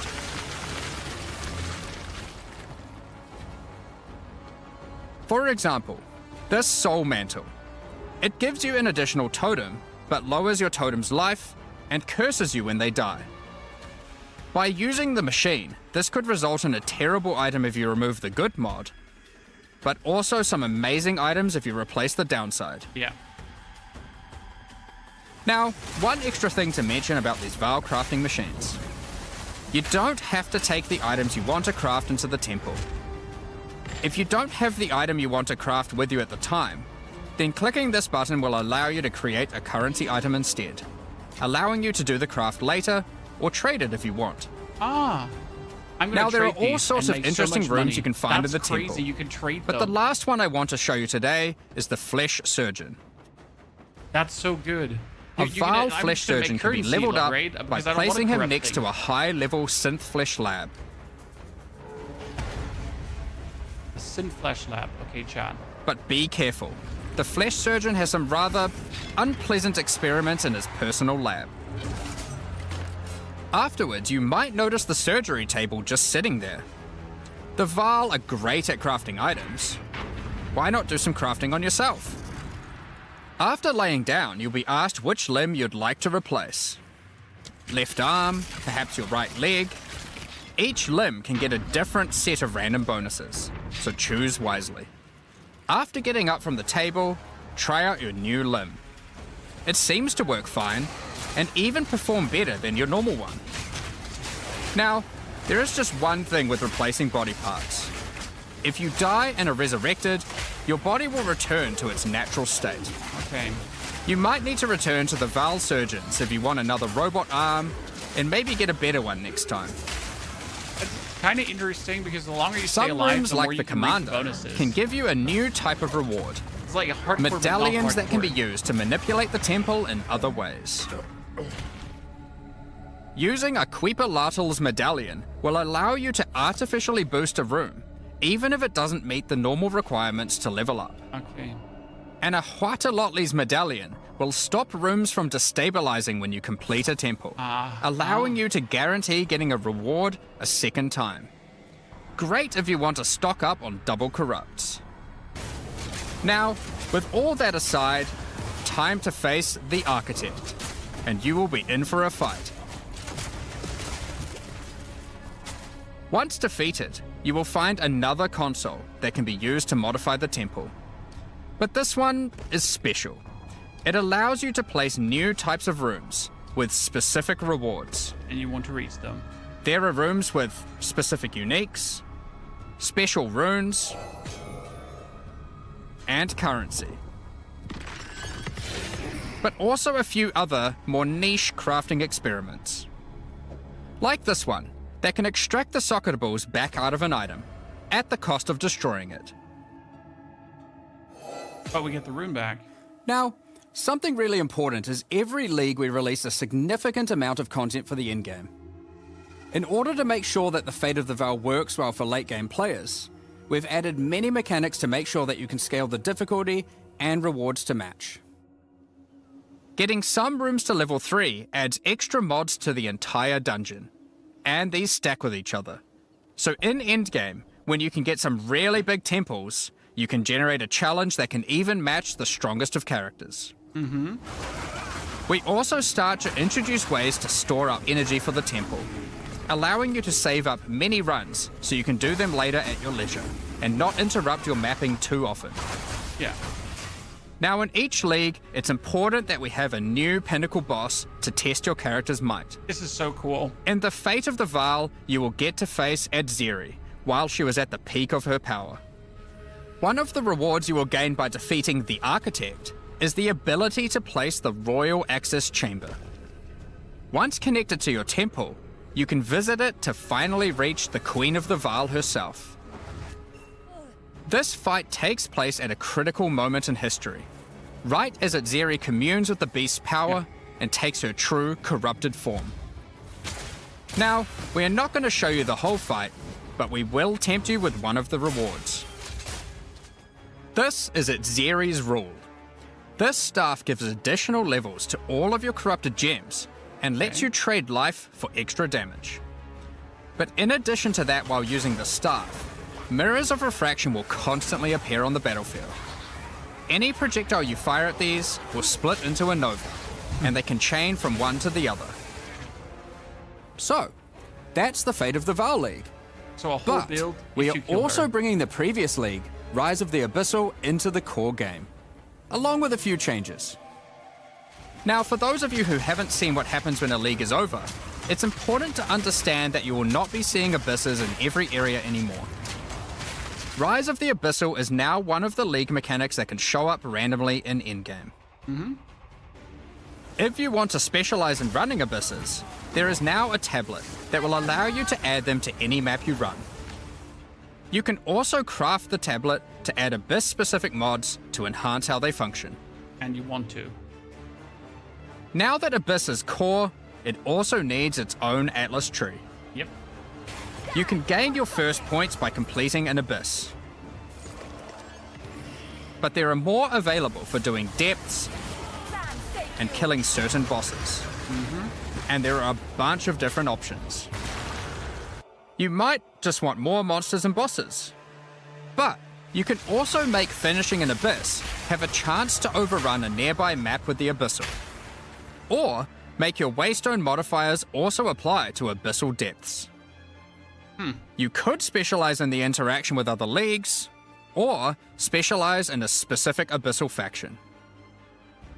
Okay. One of the important elements that we have heard loud and clear is that needing to do Abyss crafting on Waystones is quite annoying. So, we have removed that. In fact, we have removed instilling from Waystones as well. This mechanic felt mandatory on maps because it boosted the value of all other content, but it was both annoying to do and resulted in a lot of visual clutter. Instead, we are bringing back some of that power on tablets, which you don't need to craft nearly as often, since they last for 10 maps each. Yeah, that makes way more sense. Once you because defeat otherwise the it's Arbiter of frustrating. Ash, you will be able to upgrade tablets to a rare with 4 mods using regular currency. Diddy, thank you. Even this isn't enough to fully bring back the power you could have gotten from instilling, so we have also buffed the bonuses that tablets give. Going forward, we're not going to be adding any more crafting directly to waystones outside of the basic currency, because that's it good. adds too much micromanagement. It But gets on just that annoying. note, You have to correct Fate of it. the Vaal does bring the ability to corrupt your tablets, hoping to get one of many different random outcomes. Now, with regard to Delirium Fog, even though you shouldn't have to have it on every map anymore, we still did want to make it less visually annoying. That looks cool. Delirium Fog has been toned down significantly, so you won't feel like you're just playing in a sea of grey. Another big source of problems in the endgame is the feeling of getting overwhelmed with monsters. In 031, we reduced the number of monsters in early endgame in order to help with this, but still scaled up the number of monsters to previous levels by the time you got to tier 15. Yeah. Well, after letting this simmer for a while, we are still getting this kind of feedback. So we are no longer going to scale up the number of monsters you go as you get deeper into the endgame. Instead, we are scaling up the difficulty and rewards by the same amount. So to be clear, instead of increasing the number of monsters by 40%, they will instead drop 40% more items, grant 40% more experience, and have 40% more life, in addition to all the Kinda normal fun, I scaling think. they get due to being higher level. This only applies to regular monsters, not bosses. We have also reduced the speed less but modifiers harder that monsters can monsters. get sometimes, which Yeah. also helps a lot with this. Now, we did have a large amount of content for endgame planned for 040, but unfortunately we just didn't get time to finish it. The scope was a bit too large, and so we'll need to wait until 050 for that. But rest assured, there will be a ton of upgrades for the existing leagues, as well as new pinnacle bosses, and a significant overhaul to the Atlas passive tree coming soon. It's not like that we Now, got another problem that temple. becomes a much bigger issue in the endgame is game performance. And we have done a lot of work here. The primary issue is CPU load. And to address that, a lot of things have been optimized. And we have done a lot of work to take advantage of more of your CPU cores. You should see frame rates of at least 25% higher, and a lot less bad frame spikes during gameplay. It does make quite a big difference, especially on consoles. A lot more work in this area is ongoing, and you will continue to see performance improvements over the next few months. Thank you. Of course, another important area is game balance, and we have made a lot of changes. A lot. Now, most of these we will save for the patch notes, but I'll do a quick summary of some of the numbers. As well as adding 11 new unique items, we have rebalanced dozens of others that are not currently used very often. We've also done a pass over lineage supports. Okay. 21 of them have been rebalanced, as 21. well as adding 9 more. Alongside the 2 new Druid ascendancies, we have made balance changes to almost all the others, Okay. with some of them getting a grander rebalance, such as the Smith of Katava. Alongside the 20 plus new Druid skills, we've also rebalanced 90 other active skills across all the different classes. Okay. And to top it all off, there are also over 250 new passive skills added to the passive tree. These changes should go a long way to increase the viability of many more skills, uniques, and overall build variety Thank you. that can tackle our most challenging content. Next up, we're going to be talking about our new supporter packs. So now that we told you about all the good Today, things, give us we're your money, launching chat. 2 new series of supporter packs. Okay, give us your The money. Precursor and Kalgurin packs. Each tier contains the pack's full face value in points, alongside several exclusive microtransactions. As always, the microtransactions New in game, these basically, packs yes, are it's a new purely game, cosmetic basically. If you come and back, do you're not gonna be affect like, your "What the fuck character's is power happening?" or progression in any way. New Ascendancy trial not coming to DLC. The sadly. Precursor series of supporter packs contains Oh, that looks 6 great. exclusive microtransactions. First up, the Marble Statue Character Effect. Once you finally stay still for a moment, a podium rises up out of the ground to immortalize you, turning your skin to marble. When you next move, the stone crumbles around you. That's kind of cool. The precursors had mastery over gravity manipulation. So too can you, now with the Gravity Well portal. Witness the power of its pull as you approach it. Draw in enemies with your own gravitational pull with the is how you awakened present precursor skins, by the armor way, set. Chad, right? The precursors designed and built many mysterious ancient beings. This one used to serve as a scout that would patrol and tase intruders. Did we Why see the salvage Druid? gear Yes, at yourself the beginning of the when the video, Master of the Axel, Forge but can do we're it gonna for also you? have the TLDR video. Like, Molten I'm gonna gold make that, spills like, out tonight. as the Forge Master breaks down your items. And pretty much my next The days relic are of just the gonna be Precursor's talking map about device POE. is a mysterious machine that sits atop ancient colossal statues. It keeps track of the number of charges consumed on your Precursor tablets used in the device. That's cool. The Kalguran Pack series also contains 6 exclusive microtransactions. The Kalgurans had astounding skill in astronomy, being able to track cosmic events with absolute precision. That's a nifty level up. Harnessing that skill, with the Astronomer's level up effect equipped, you too can now see exactly how long it took you to level up as it outputs the time in chat. We're waiting for the new zone. The time taken to reach your last 3 levels is also displayed on the item, so you can link it when you have a time you're proud of. Crush unique enemies by unleashing the wrath of the lost Kalguran fleet, led formerly by Captain Heartland himself. A Kalguran seafarer needs armor fit for the treacherous seas of Rayclass. This set has you covered with the classic tricorn and, of course, a peg leg. 12. The Lost Treasure weapon skins top off your appearance of a true raider of the seas. These gilded weapons can be applied to wands, two-hand maces, and shields. Cool. After a long not day gonna buy a of single one of plundering these, loot, but cool. retreat to the Kraken's Cove hideout, a home of some of the most deadly ocean-dwelling creatures in Rayclass. Many What a ships have cool-looking met their hideout. demise here. What better to accompany you in Kraken's Cove than a Kraken itself? Replace your stash with a dormant Kraken, waiting for its prey. As you approach, it will awaken and terrify both you and any guests in your hideout. Alongside this, an extra stash skin item will be granted to you, and when placed, will automatically open to any stash tab set with the currency affinity, to help having to navigate through your tabs. That's nifty. Additionally, any microtransactions from the supporter packs will be made available for use in Path of Exile 1. Thank you very much for all your ongoing support. We're just about to start the Q&A with Ziggy D. Afterwards, at 11 AM NZ time, we'll post the patch notes. Uh-huh. With release at the end of next week, our community team will be posting crucial information you'll need for the release. I can't stay awake for those Keep an patch eye on the notes. news. Thanks for joining us today and checking out our latest developments.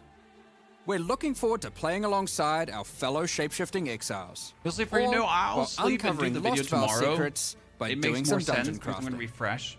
We'll begin the Q&A shortly, so please get your questions ready. I am Chad.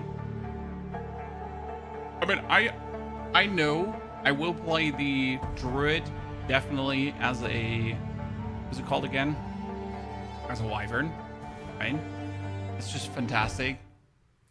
Welcome back, Exiles, to the Q&A portion. I am your host, Ziggy D, and today we're going to be touching on the design of the Druid and the fate of the Vaal League while we gather some community questions. Then we'll deep dive into endgame, build a Druid necro? balance, Yes, and absolutely. other game design topics. I am, of course, joined by game directors Jonathan Rogers and Mark Roberts. How you guys going today? Oh, very good. I mean, you know, it's been a great one to work on this one. Like, I've really enjoyed it. So yeah, I mean, it's so definitely far, great to see you update again. looks like an And it feels 11 like out it's of only 10. been Yes, like again, Keith. no time at all since the last time you were here with the POE 1 release.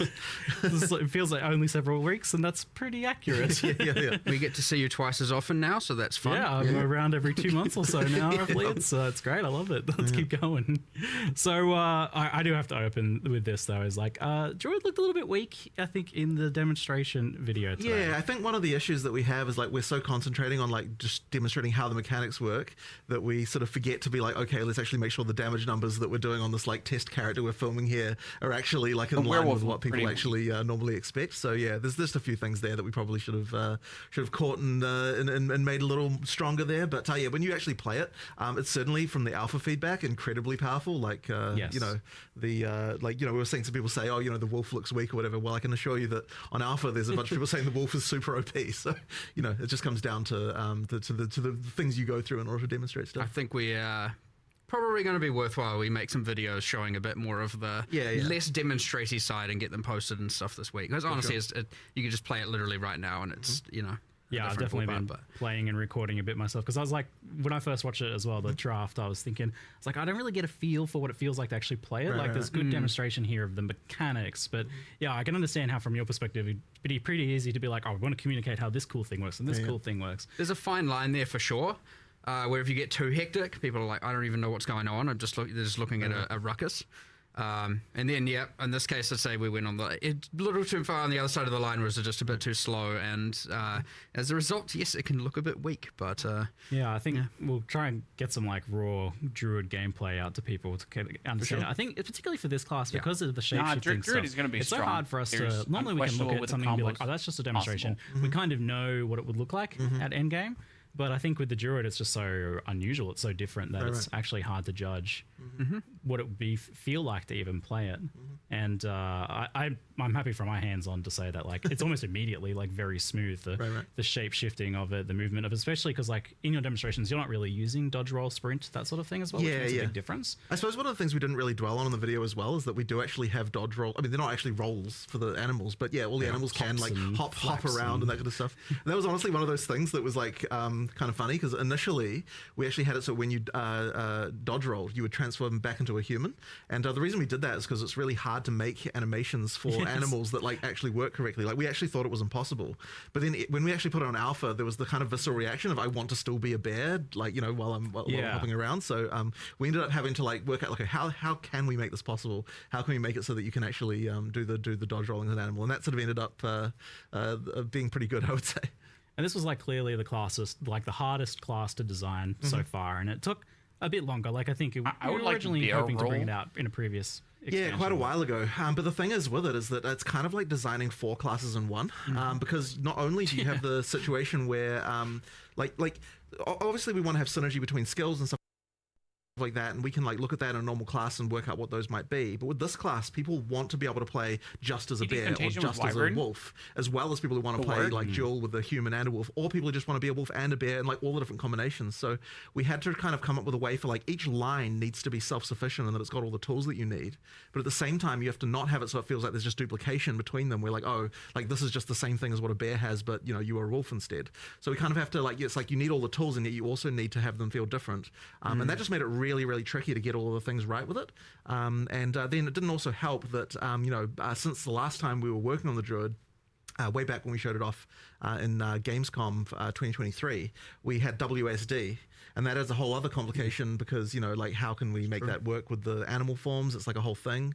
You know, like I'll tell you the Wyvern, for example, like we had a hell of a time making it so Wyvern lightning, which means everyone's going to play while you're doing it. Right? The Wyvern's sitting there with its arms like planted on the ground, you know, like being able to walk while also spitting it. Yeah, it's like we went through so many iterations of that. So yeah, it was just a very tricky class overall, like just crazy. I remember seeing some very goofy looking like Wyvern like months and months ago. Yeah, we were like trying to, this is not working. Right. Like, well, I also remember like for a long time the wolf was just like a dancing dog. It was just like it looked really silly. And like man, the wolf as well. I mean, it was really hard to get right, and because one of the things we really wanted to avoid was I didn't want that too much of that whole like man in a wolf suit vibe. Yes. Like I wanted to actually get this the feeling of like this is an actually different animal, which I think with the bear and the wyvern's way easier.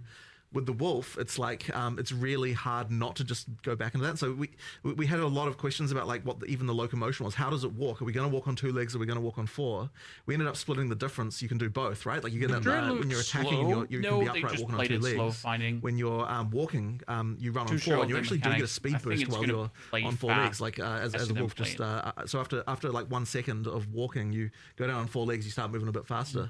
So yeah, it's pretty cool. An interesting thing there, I don't think is each form technically has a kind of passive benefit. Right. Yeah. So obviously you got the running fast as a wolf.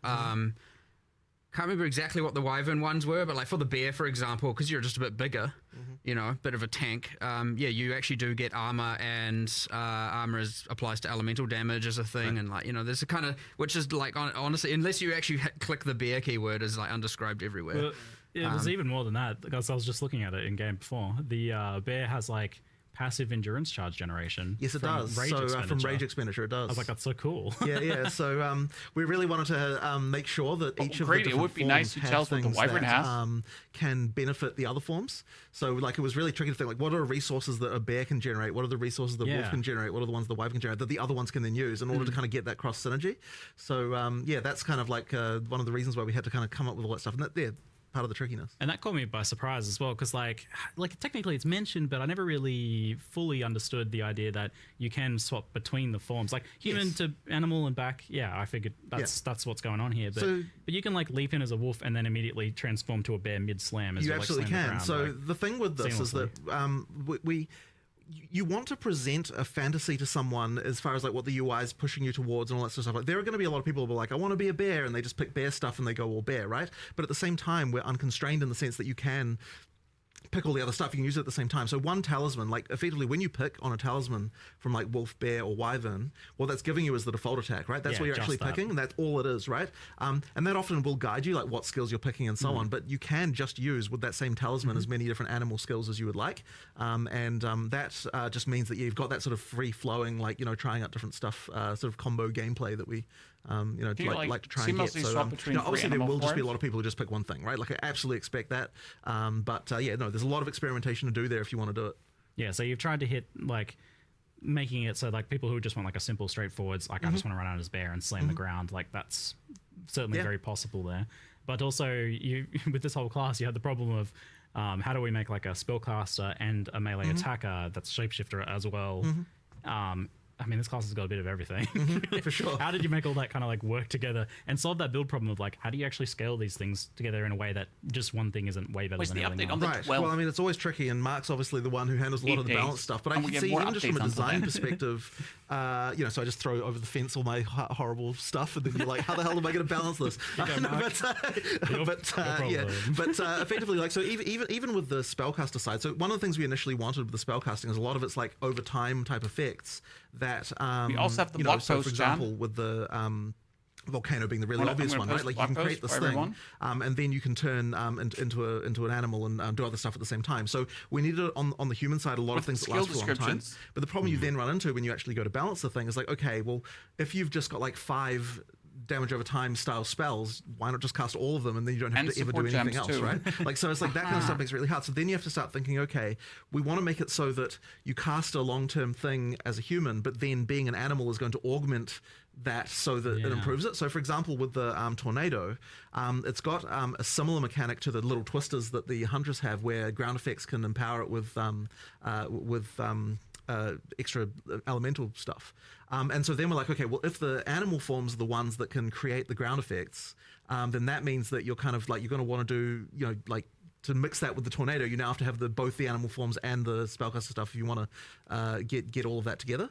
So it's just a lot of that thinking about how can an animal form aid a spell, how can a spell aid an animal form, like all the way through. And then, as I said, we throw it over the fence, and then Mark tries to work out what kind of numbers can actually make it it's a web of infinite difficulty, right? Because like we're talking about the 4 forms within the class, but each of these skills also synergizes with every other class and every other skill in the game, and it just it's becoming growingly more complicated. But that's also what's fun about the game and what all the things you can unlock and the crazy there's builds still you can many do. more classes missing. Yeah, I mean, and this ascendancies. week's focus has been like, okay, we had all the, like during our alpha testing and internal testing, we had like, you know, there was the, I want to be all forms going between. There was the, I just want to be wolf, I just want to be bear, I just want to be a dragon. And now we're getting a lot more of, I just want to cast nature plant skills and do plant stuff. And so it's like, okay, well, how do we make that work? Well, because they're quite long duration, so we're having a bunch of complexity with that as well. And it honestly just, it does just spiral into like, oh my God, there's 20 million variables here. But it's fun. And at the end of the day, as long as it is honestly fun to play, then honestly we're golden. So, you know, I would say we're pretty much there on almost everything with this class. I'd actually say we're a little bit more prepared than normal. We've had a lot of testing. Yeah. Despite, I mean, partly because it's been in the works for so long. But yeah, it's, I don't know, like ultimately pretty fun. I'd say there's still something, obviously there's still more to do. There's obviously always more to do.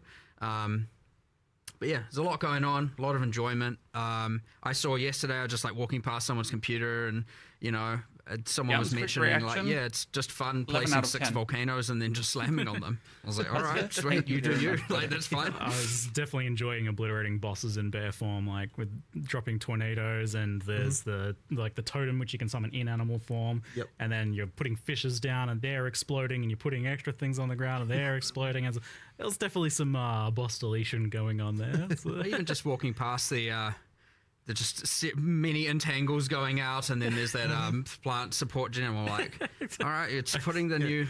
I see chat being like, no, Ziggy, don't get it nerfed. I do have to admit that I did already get one thing, let's say fixed. Okay. There was a thing that was like double generating rage. So I'm like, I don't know if this is intended. Right. And like, no, the designer said that's probably not intended. Thanks, Ziggy. I'm like, I don't know. Sorry, we'll guys, see where not that again. goes, because I was like, no, that's fine. this is a fisher. It made it to me, Yeah, and this I is was a like, no, fisher thing. I'm fine with that. Yeah, because it generates rage when you first slam, and then the So- fishes, every time they pulse, it generates rage. I'm like, Oh, really? yeah. Oh, shit, I didn't even know that. Because like the totem's making Nice it that you pulse, all and played that's Druid generating already rage. last. Right. I'm like, that doesn't Right. seem That's intentional. very It's fine. Yeah. It's fine. I love that because that's like Okay. Fine. ridiculously powerful. That Yeah, feels like way permissive. I was Right. like, this feels illegal, but that's like, you gotta let a few things in there Nah, that it's feel fine. illegal. It's doing what the skill says. I may not have, maybe I didn't get a nerf. Okay, cool. I don't know. They might have chased it. I'll find out afterwards. I just throw my opinion in there. I don't want to necessarily be like, you know, I try and make sure with a lot of these balanced discussions, it's not like, you know, I'm just an authority on the matter. I want to actually discuss these things through, because maybe it isn't actually fine, but you know, my first instinct is like, yeah, like let it run wild. Like, what's the problem? You know, so Yeah, you gotta. we'll see what happens. But whatever. They don't know what the problem is, so don't worry. Oh, now they do. Thanks, you ruined it. Now people will know if it changed, and now Yeah, they'll see the thing not generating rage, and yeah, let's see that line of text. Now that's the Ziggy line of text. I'm developing a reputation now. It's just helping finding bugs. It's okay. So, like the shapeshifting stuff comes from this trinket, the talisman? Yeah, the animal talisman. And is there any limitation to just kind of like putting that on another class? I wonder if we actually and get just say like, more I information am from this playing my mace not. marauder or my Yep, quarterstaff monk, and I want to do a wolf leap slam that marks targets. You can do it. In Okay, fact, it was one cool. of the things initially that you know, it's funny with the audio team, because initially like, oh, we want to record like bear lines for Yes. you know, for the Druid the whole time, voice. and I'm like, hey guys, remember, anyone can turn into this animal. Are you actually going to commit to every single class is going to have like a three different extra versions of every single line the character can deliver? Maximum effort. It's like, yeah, that's a bit tricky. So we ended up going with a voice mod in the end.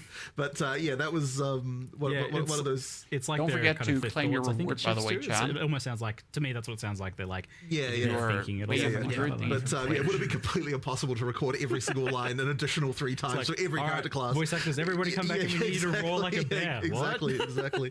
But yeah, effectively, every class can be an animal. It's exactly the same as the end of the weapon restriction. Ultimately, being a bear is the same as having a mace, which may sound a little bit odd, but that is actually, you know, how it works and Oh. what allows, you know, having. Whoa. I didn't Yeah. even think about that. Wait, so you can use mace skills while in bear? No. form? What I Wait, meant no, was what? is that it's the same. I mean, it's the same in the sense that it's just a weapon type, right? Like, Yeah, you know, right, like, okay. yeah. damn it, now we have to make that possible.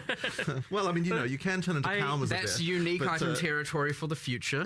Yeah, well, yeah, it often gets talked about like the idea of like, oh, why are things like so weapon locked? And I've always maintained the position that you guys want to kind of do that as much as possible initially, and then in the future you can blur the lines a little bit. Like there's maybe in the future you're like, oh, well, maybe this skill has a way of crossing over. We can do, but the thing is, a lot of the identity of a weapon type really comes a lot from what Yeah. it can do. The crazy And so part that's is the kind of difference main between reason this why we do it that interview way, but, and the yeah, Diablo but the thing point is of as well, the view, weapon swapping, and this, how you can still use skills from enthusiastic different these people elements. are, Sorry, different right?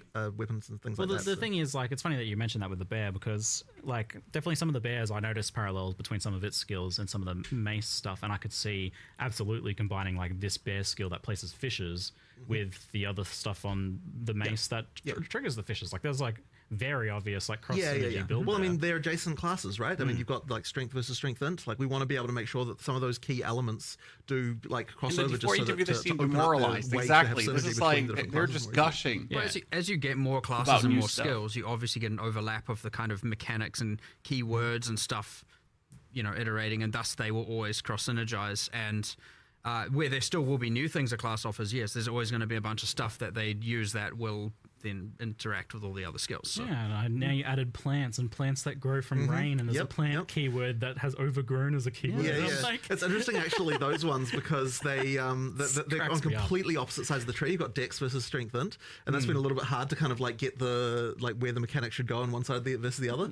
So where we ended up going is that the nature side of things for plants on the Strength int is like you've got the poison on the Dex side versus the kind of like just pure nature like physical damage spells on the on the Strength int side. Absolute nerdism But going that's on been fun, here. though, because now it's been You know what? So I'm it's asking actually if been really there's fun any designing the substantial supports information because, coming, or just the more they're classes nerding we out. have, the more we can start to think, okay, like here's a support that's for something obscure. How can we make it so this can apply to some other kind of thing on the opposite side of the tree where like now you've got some interesting interaction? So there could be some kind of like thing where growing plants as a ranger could be sort of something. I mean, like I can't say I've tested the potential there myself, but like we made all of that work. All the plants can, like plant stuff all has mechanics around like watering the rangers' plants is like a thing. They all have ways that works. I mean, that definitely opens up interesting Now party they're- options now they're in the just- future as well. Like, it's going too far. I do like the idea of being like Okay, a you rainy have- druid watering. It's a thing. my It's easily a partner's thing. It's not even plants. hard to do as well. Right. It's kind of just like, thanks, Druid, you buffed poison rangers. Yeah. Like, that's kind of just what happened. Yeah. Good, yes. And the rain buffing lightning skills as well, like increasing shock chance and Yeah, stuff. It's pretty wild how much stuff you've just jammed into one class here. How did you like kind of settle on a identity for the wyvern in particular? I feel like people know what a bear is, people know what the wolf is. And even a lot of the like druid stuff is pre-established. While It's they're you've got talking, plants I and need you've to got, download nature, the and you've got, YouTube like, video. lifting up the earth, that sort of stuff. That Well, we really this. wanted to have a third form that was a little bit out there in terms of different from what you'd seen in another game. I mean, obviously, like We every just game that's download got the YouTube video on transformations the has the side. bear and the wolf, right? That's just like the staple. But and actually, Content. funnily enough, for that reason, we couldn't not do it. There was actually a period there where we weren't going to have a wolf because we were a little bit unhappy. Yeah, with us, and it's just like, well, exactly right. That was the reaction. That was the reaction of like all the furries come out of the dare. woodwork and like, you gotta have a wolf. How dare you? Yeah, exactly right. So we're like, okay, we'll have a, yeah, exactly. Don't anger them. So that was a real concern. So Good job. we decided to go. We needed the two familiar, and then we needed one that was a little bit more out there. And really, when we were looking at the bear and the wolf, it was kind of like we want the slower, harder hitting. We want the faster and like speedy kind of version, obviously being the wolf. We also wanted something that had some range elements, and then a sort of more spellcastery vibe a little bit more. And so we sort of thought about it a little bit like, what animal is ranged? Like, it's not really, there's like, it's kind of not a lot out there that can really sort of do that. And so, eventually we settled on the wyvern. I mean, someone of course at one point was like, how about a dragon? And we're like, what the heck? What are you talking about? But then eventually was I so thought about it, stupid. and it's like, actually, you know what? There's some potential here. If you suggested to me, I told you not to do it because like there's no way you could make it look good and not look Right. stupid. But it eventually worked. It was got hard there. though. We did get there. It actually looks pretty cool. Yeah.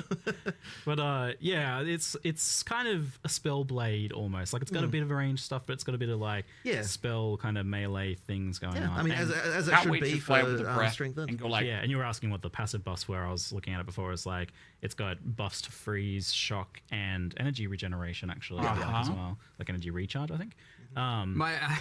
It's a shame you knew. The reason I was actually being vague is I knew what they were. I just wanted to change them.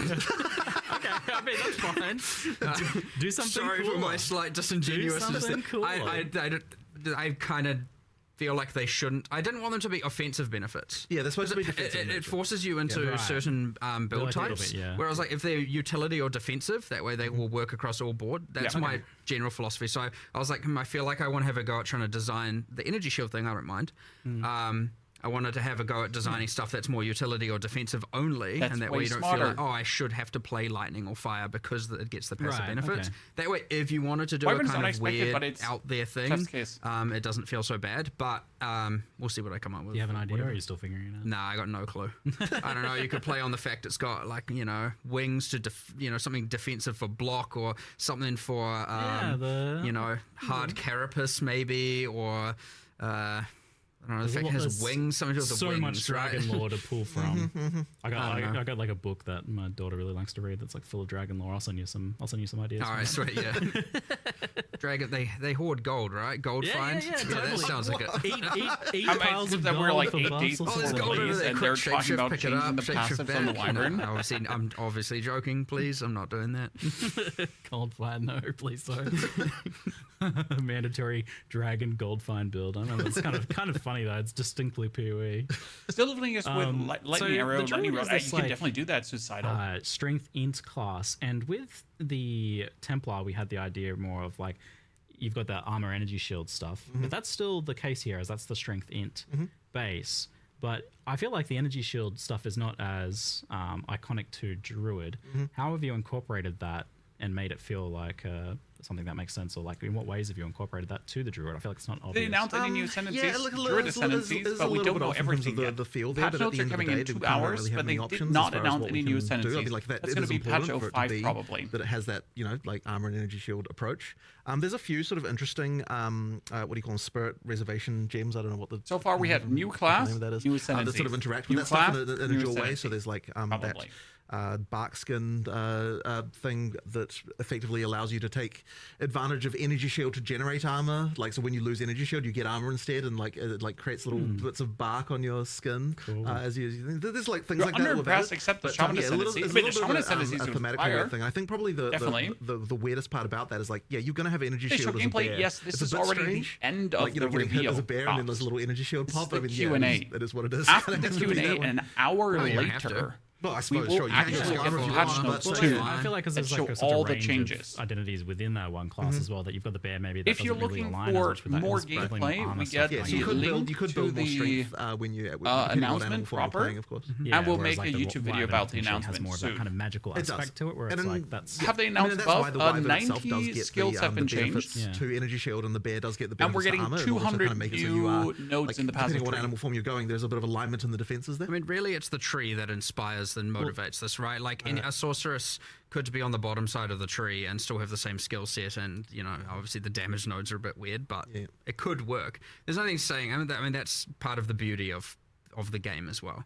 Time to release on the 12th. Yeah, I mean, I had that experience where I was like, because it wasn't as clear, I was almost inventing my own lore there a little bit, where I was specking the regen from the Druid, and then the Zealot's Oath right there. I'm like, oh, this actually like... Okay, so you're the converting your Q&A actual does kind not have any parts of information anymore that I wish to look at.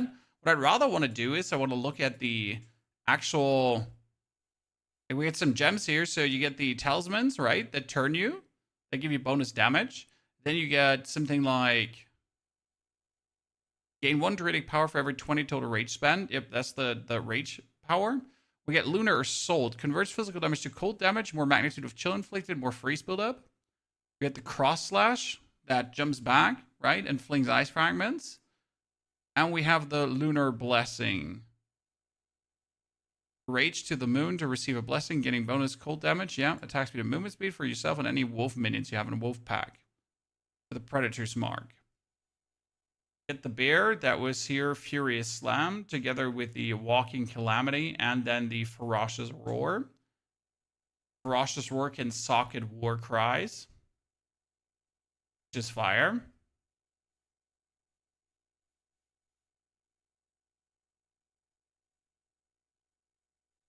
We get the Wing Blast, which is the coolest ability from the Wyvern, right? Shapeshift into a Wyvern and launch yourself backwards with a powerful wing beat that knocks back enemies.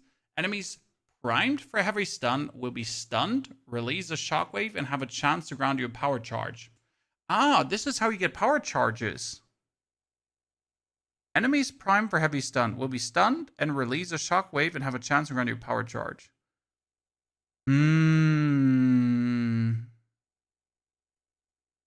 Cannot cause stun build up, knocks back enemies, blast length is 6 meters, surpassing chance to ground a power charge on heavy stun modified by monster power. Okay. So you could probably put on Wing Beat as support for bonus power charges, right? Devour is eating an enemy based on distance traveled, knocks back enemies, impact radius, regenerates life per enemy or corpse consumed over a second, consumes up to 2 additional corpses near the target. And it gives a power charge. Ah. That's also, so we get the Wing Blast and we get this for power charges. Pretty good. Any changes for other classes? Yes, the patch notes are coming, Keko, but we don't have them yet. We get the Oil Barrage, that is fire 3 projectiles, and they are ignitable, right? And we get the Flame Breath. That's the super attack where he goes up and goes like... Into Wyvern, channeling ends after a short amount of time, but can be prolonged by spending Rage. Consumes a power charge if possible to empower the skill. Gaining extra lightning damage and spending Rage more slowly. Rage costing is ignored for first 4 seconds of channeling. Cannot gain Rage while the skill is active. So, Empowered Flame Breath spends Rage 50% slower. Which means we need mana and then we need Rage per second. So we gotta build up Rage somehow with skills, right? To then use up Rage.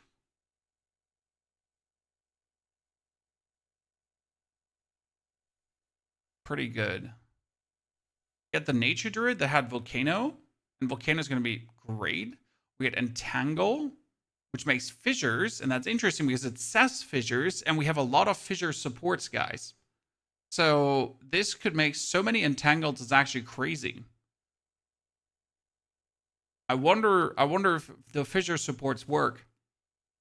Limit is 4 fissures, right? But you could make one cast, make all the fissures already. Get the Thunderstorm, which makes it also rain.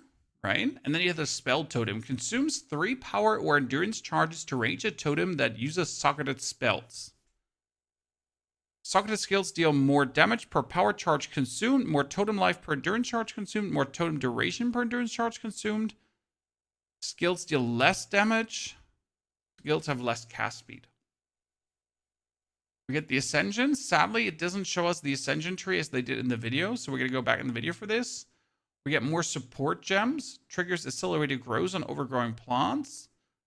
Echoing Cry. That was the bonus cries. Tectonic Slams have a less aftershock area of effect. Supported skills deal less damage with aftershocks. Bud. Supported skills cause 1 additional aftershock ahead and to each side of the initial area. Body's Vengeance. When you freeze a target with supported skills, for each 1 rage you have, you and allies in your presence gain 1% of damage as cold damage for 20 seconds. That's kind of nifty.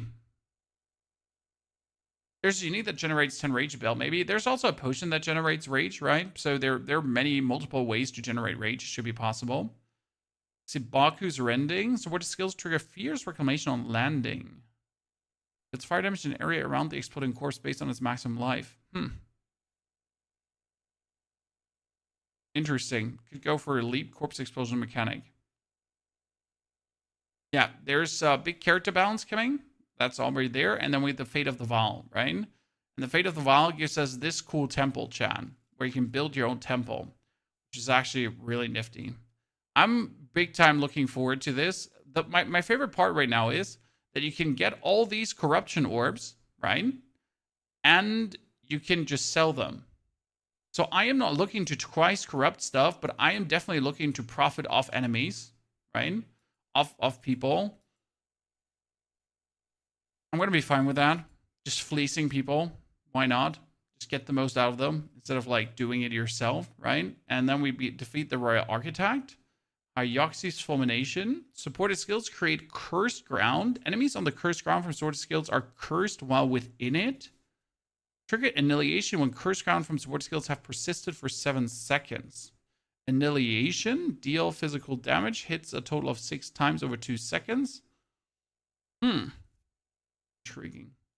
Quetzal's Ablation. When an offering from support skill dies, regenerate 5 of your life and mana per second for as long as that offering was alive. We got the Queen, who drops the Aziri's Rule, right? That was mentioned before. And the Abyss is obviously now Curse core mechanic, which is going to be fire. I love this. Hopefully Druid plays better than it looked in the video. Seems clunky and I hate charge spenders. The Temple League mechanic looks pretty cool. Honestly, Rail, I do believe that you don't have to play Druid as a charge spender. You can play Druid as a charge spender. However, there's a lot of natural incoming, right? The Wyvern just makes power charges by existing, right? You just exist, you make power charges. And then as you make power charges, you do the Flame Breath. So I think the Wyvern is going to play a bit similar to Monk. Because you kind of have like, you got to hit enemies, prime them for stun. Use your Wing Blast, make power charges with a Devour 2, then have your Oil Barrage and or your Flame Breath be empowered, and be good about it, right?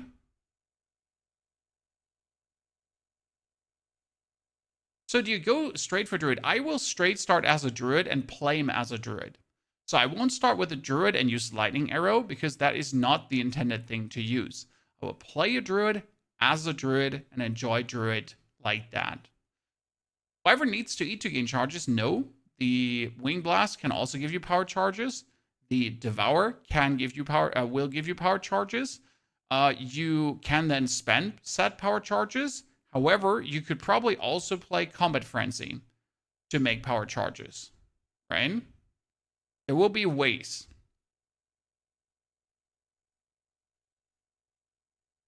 So I'm pretty much excited for that. I mean, obviously the Druid is the bear form is also interesting with the slams and the fire.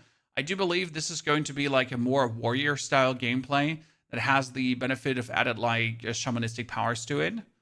However, no one says that you have to play Wyvern only, right? You can play Wyvern plus Caster. Or you play Wyvern plus Bear because you use the Bear to stack up Rage to then use your Flame Breath. Because that's also important, right? If you use your Flame Breath, you consume Rage. So you need to have an opportunity to actually build up Rage. However, the actual Talon hit of the Wyvern is a melee hit. So we should be able to socket Rage support. Right? That's at least what should probably work. We'll see about it. I mean, plenty amazing. Really looking forward to it. This has me all kinds of excited. However, we're now having to wait all the time for the patch notes to actually come, right? While Mark and Jonathan, like, see, they're still geeking out, chat. Right? 80 version of the mechanic where you've got a lesser number of rooms, like it's kind of a bit simpler, like to start out with, and then once you pass the sort of key thing about the Q&A storyline, is really there's just no bonus information coming. coming. You've got a little more story stuff going on. It did add quite a lot more work to kind of have to make two versions of a bunch of things and that kind of stuff, but I think it is worth it because it means that it feels like the league has a lot more going on, it just doesn't kind of break you don't break immediately the feeling of the world, which has been a problem in the past. I have very strong opinions on this one. It's like dark horror, gothic, secondary 3 dimensions deep of like the past and or in some sort of demon realm now. I don't know what's going on here. And it's fine as you go, but this is actually one of the challenges I think we're going to have just designing leagues generally, is that they're going to require a bit more work to make them feel right. I mean, even just something as simple as like the Vaal sacrifice circles that you get throughout the world. Normally what we would have done is like make one thing and call it a day. Here what we've done is we've got like 10 or more. There's a ton of variations of those where for like each act we're like, in like for each area we're thinking like, okay, which like we need more of these. The entire Peso tree has to be rerun to give the Druid nodes. Yes. I mean, there will definitely have to be more Druid nodes right now. If we go into the tree currently, there is not enough that would work with the animal forms, I guess. Right? Considering that the animal form is like lightning and whatsoever. I do assume that the left side of the tree is going to look vastly different. Because right now there's a lot of generic boosts and it's mostly defensive, right? I mean, if I was going for the Wyvern, for example, I could go for spell and attack damage, right? We could go for area of effect, melee damage, something like that. Here, increased damage, crit hit chance. You have area effect. You get kind of like life regeneration. We get aura skill magnitude, crit damage bonus on the side. It's a bit weird, all in all, right? We get minions. We get mana regeneration. Then you have the defense here on the side. This would be, again, stun threshold regeneration, stuff like that. You would have here melee attack speed and melee damage, which then only would work actually for the one attack of the wyvern, but not for the other attacks. Then on the other hand, you have spell damage, so that would work with all the spell damage stuff. We get like fire. Okay, cool. But then like all the way up here would be the first unilateral that works for everything, right? So this is just attack damage. However, that's all the way you have to travel. And then you get here again, fire alone. Righto. And you get like some mana regeneration on the side. But yeah, like as you say, getting something to actually like, if I was playing my wyvern, I would probably go here for the attack damage and spell damage mix, or just melee.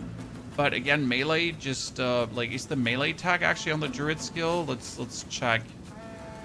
Is the melee attack? So this has the tags has shapeshift, wyvern, AoE, melee, and wind. Okay, so the wing blast actually has a melee tag, and the devour has a melee tag. Plus the oil barrage does not have a melee tag, obviously. But that means that you could go here for attack spell, melee, melee, melee, bomb. Then we could probably go over the regeneration. Or from here over the side, because you don't want to actually mess with that in the middle, right? And then you can take the melee damage, melee damage, melee damage, melee damage. With the here melee attack speed as well. So probably attack speed and damage like this whole thingy. And afterwards you will make your way up until you hit the whole attack spree. This is link skills, and it's not useful. Spell skills, this is crit damage bonuses. Yeah, so these are like the only things you could actually do for damage, right? Do attack and spell damage mean the same thing? Attack damage boosts attack, spell damage boosts spells. So what you have to look out for is, for example, Wing Blast is an attack, as you can see on the top. Devour is an attack, Oil Barrage is an attack, and Flame Breath is an attack. These are not spells. They're not being boosted by spell damage, right? And then you have something like the, here, down here, the Volcano. That is a spell, so it's boosted by spell damage. Tangle, Thunderstorm, spell, like they're spells, right?